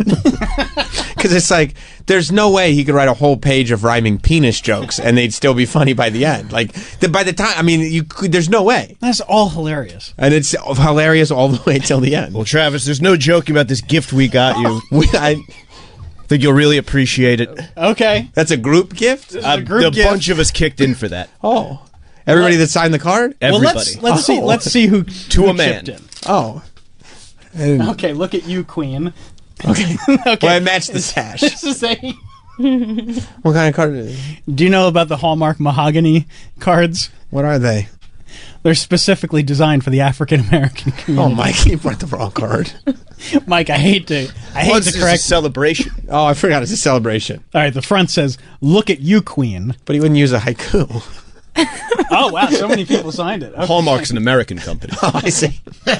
Can I read all of these? I'm sure they'd love you to. Okay. Okay. The card says, "Your melanin poppin', look serving, dream having, hard working, goal getting self is giving me life. Happy birthday to beautiful you." That's nice. It's a nice sentiment. That's the card. That's nice. That was printed by Hallmark. Now a lot of people have signed this. Okay. All right. Let's start over here. Okay. Travis, I know you've got a bottle of Jack secreted up your butt. Yeah. Have a drink and have a happy birthday. Mayor Adams. Oh, wow. Is that New York's Mayor Adams? Wow. Yeah. Wow. He was he very shipped in for excited this. to kick it. He loves Travis. By the way, Wow. you know what the truly psychotic part of this card is? All of these that you're about to read are in different handwriting. Yeah. Just so fucking crazy. Hey, Travi, you sit back and relax while I slice up the cake. Oh. Happy birthday. Okay. Your pal Ray Lewis. Ray Lewis. Okay. Now, Ray Lewis was acquitted of any wrongdoing. That's true. In a stabbing murder. No, he just was here to slice up the cake. Just the cake. Knew you were a big Ravens fan. Okay. We Yeah. reached out. He was excited to chip in. That's right. Travis, 24 has been off the air for a while now, but I still give you a real nice 6. Okay, that's a fun joke. Call me XOXO. Happy birthday, love Kiefer. These are all different handwritings. Moment for you. All different handwritings, and that, yeah, I mean, that's Kiefer Sutherland. You met once. I have eyes for him. I've known that for quite some time. Taking a break from shouting death to America to wish you a happy birthday and many more, your friend Mamu Khalil. Okay. I didn't realize he was part of the group. How did you get that? He has got a lot going on right now. He's under a lot of pressure. Yeah. So the fact that he took time to sign that and wish you a happy birthday, Kind of How did you amazing. even find him? says a lot. Yeah. He's in some hidden detention center. He's got legal fees too, and he didn't mind chipping in for your gift. I forgot he's part of the That's group. right. Everybody chipped in. Travis, let's hope the only downsizing that happens to you is Right. that somebody downsizes your age. Oh, that's fun. Michael Scott. Okay, Michael Scott jumped in. Because of all the downsizing. Right. Rumors. Right, right, the rumors. What he wrote in that card.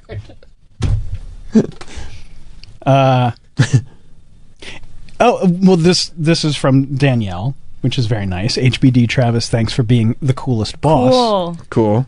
You're cool. Have fun in Disney. I appreciate that. Boom. You're And then Mike did sign it. Mike, hey, boss man, happy birthday. I was afraid that Mike didn't sign this. No, because he's part of the group. Somebody else did. Troy just signed his name. Troy just wrote Troy. That doesn't seem nice. Sam, I mean, Read it all. I mean, look, I know that I wrote this thinking that this was going to be private, but you go ahead and read everything that I wrote. All right, Troy just wrote his name. Right. But somehow Sam's is worse because he wrote from Sam. Somehow that's more offensive to me, personally. Really? Than just writing your name. From Sam. I guess you know who your real friends are. Yeah, Mike.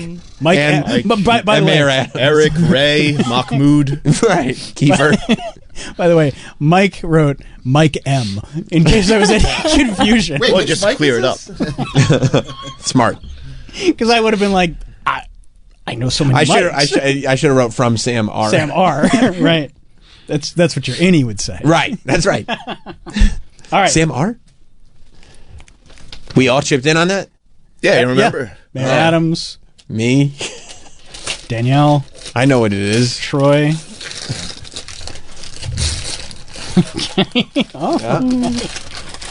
You're welcome. What is Tonight it? is a box from Simply Modern. Well, that's my favorite type. That's my Oh, favorite it's era. Disney? Okay. Oh yeah, that's what we wanted to get you. Okay, this is a Little Mermaid because that is my favorite Disney Yeah, princess. the next There you time go. you're punishing your liver. That's right. That's right. You can load it up with alcohol. I shouldn't fill this with water to recover. No, I mean, you should, but you won't. You won't. You'll tell us it's water. Now, if I carry this around work, are you guys going to think that I'm No, because especially when you put Wait, but you think that you're what? a Disney guy. drinking water, I think it's something else. lighting the loafers? No, especially when you put on your sticker of the new Snow White. What? No. That's your favorite Disney princess. No. The new Snow White. Yeah, use that as a flask. That's not what He a will. flask He is. will. He's never met a drink container that he didn't like. You know what I mean? Yeah, I can make this work. Wow, guys. And Mayor Adams, if you're listening, thank you. I'm Yeah. sure he is. Yeah. Yeah. Michael Scott, fictional character, thank you. Yep. Kiefer There are Sutherland, rumors. I will call you. I love you. Yep. And And et al. et al. Et al. Well, Travis, I'm glad we got to celebrate this. This was huge. You guys just, you know how to make a boy feel special. Well, we don't know how many more we're going to get. Probably a lot. I mean, I'm only 44. Wait, 6.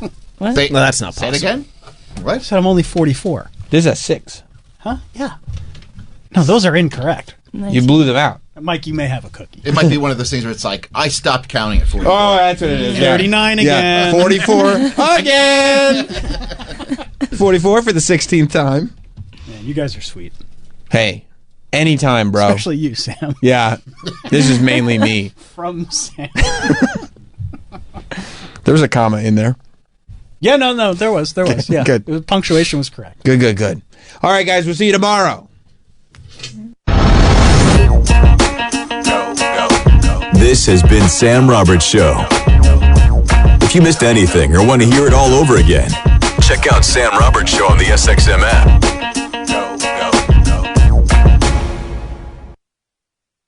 Greetings and citations, fine. You talk to your buddies. Oh, you know what I read today? Well, you didn't read it today because you only read the headline, and they're so misleading. And we are waging war on Sam Roberts Show against misleading headlines. Because I read this headline, and just bear with me here. This is actually, you got to stay with me here. This is going to get our TSL way up. Because I got to tell you what's under the headline, because you're going to get excited too. Okay? The headline reads, and wait till you hear this, Troy. The headline reads, Chick-fil-A coming to Costco, Sam's Club, and BJ's. And I go, this is a game changer. I can't wait. I start texting my wife, get the card ready. As soon as I get home, we're going to Costco. This is going to be great. And then I start reading the article. I know what it's going to be. Oh, I know what it is, too. You already do, huh? I didn't read it, but I'm just taking a guess. You know. And it's because I told you, brace yourself for sheer and utter disappointment. I go, what does this mean? Are they going to put a Chick-fil-A inside the Costco? Are they going to sell the nuggets frozen? Maybe even if they had Chick-fil-A sandwiches frozen like the way they do like White Castles in the supermarket, game changer. All these would be game changers. I'd be excited about that. Yeah, of course. What's not to be excited about? Let me guess. Can I guess? No, because you'll guess it. You'll guess it because you can hear it in my voice. You'll guess it. I don't know. Yeah, I have no idea where you're going with this. I bet I know. You know what they said? Souse. Yeah, it's the Souse. Yeah. I mean, they have that at Walmart. I know. It's been there for years. Except that now it's a 2-pack because it's Costco. Oh my I mean, I'm cool that's fine, but we don't need to put an article out about it. We already had the sauce was already available. You need more than the sauce. You need the brine. You need what it's got. It's like they marinate the chicken in like pickle juice or something. Like it's all these special secret ingredients that makes the Chick-fil-A sandwich and the nuggets and the tenders and everything, all of it is so good, plus the polite service. All of it combined makes for just this amazing dining experience. And for a second, you read the headline. I'm just on Facebook scrolling, and it says, good news, Chick-fil-A's coming to Costco. I go, I love Costco already because the double chunk chocolate cookie, all the booms. But no, it's not really doing that. It's just the sauces. You can get a 2-pack of the sauce, it says. And I mean, this is such a great example of everything that goes on. When they go, nobody's not clicking that. Everybody is clicking a thing that says you can get Chick-fil-A out of Costco. Because everybody wants to get Chick-fil-A out of Costco. Odds are, if you have any affinity for Costco, you have somewhat of an affinity for Chick-fil-A as well. And combining those two forces, it's one of those ideas that I didn't even know I wanted. I never would have even considered it. But now I can't get it out of my head. These are all misleading headlines. And then it says, look at all of them. And then but I should have known. Look at the websites they're on. Alt recipes. Does that say alt? All. Oh, I thought it was like a MAGA recipe site. All recipes. No, they give you the truth. They do. Yeah. They do. Yeah. Not some fucking lib recipe site. Misleading, right? Right? The lamestream media version of Chick-fil-A at Costco. Yeah, all of them. For the first time ever, Chick-fil-A heading to Costco and Sam's Club soon. Chick-fil-A is coming to warehouse shopping clubs for the first time. I'm losing every headline I read. I'm losing my mind more and more and more. And then you click them because nobody, not one person on this planet would click a headline that says you could buy a 2-pack of Chick-fil-A sauce at Costco. That's not even an article. You would never click that headline. You go, why waste the bandwidth on this?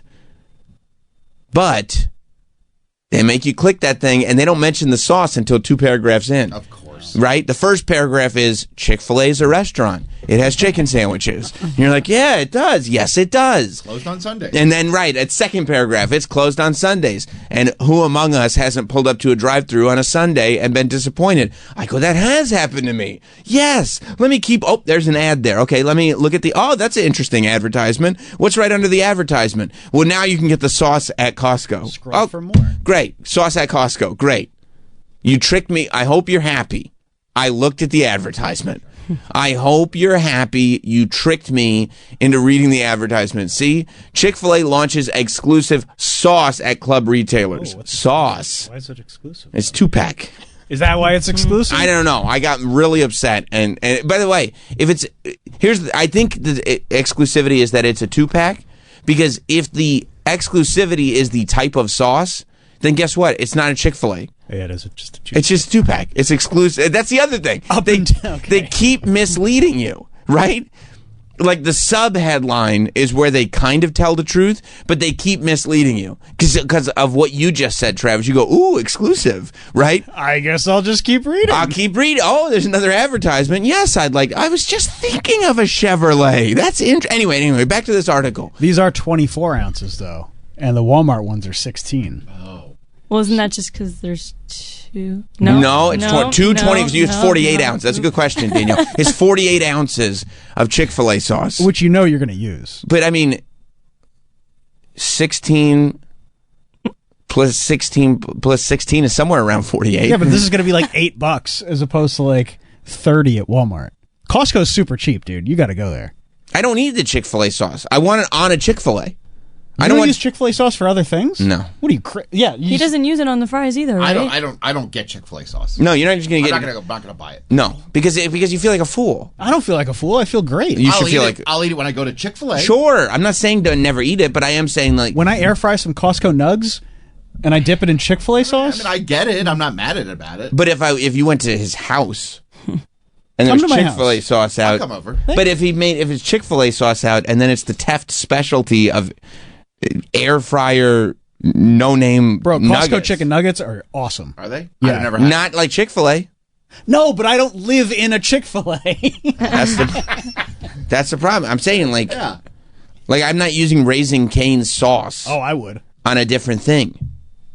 You wouldn't just put some Raising Cane sauce on chicken. No. You're an idiot. It's meant to combine. Special occasions. It's meant. No, it's not a special occasion. It's just meant the flavor palettes are meant to combine in a certain way. It's chicken. It's chicken. No, it's not. Unseasoned chicken. You know it's not because you don't use it on other stuff. But because there's other sauces I would get. Right. I would get I wouldn't get the Chick-fil-A sauce, but if I went over to Travis's house, he's like, "Oh, I made some nuggies, and here's some Chick-fil-A sauce." I wouldn't be like, "You fucking asshole!" Yeah, I didn't say you should burn his house down. I mean, by the way, you're acting like it's an insane thing. No, I'm not. Politely declining would have been fine. No, thank you. You would decline. I'm hungry. I would eat it. I wouldn't dip. If I had a bowl of fresh air fried Costco chicken nugs, you throw that word "fresh" around very liberally. I mean, they are fresh. They just came out of the air fryer. And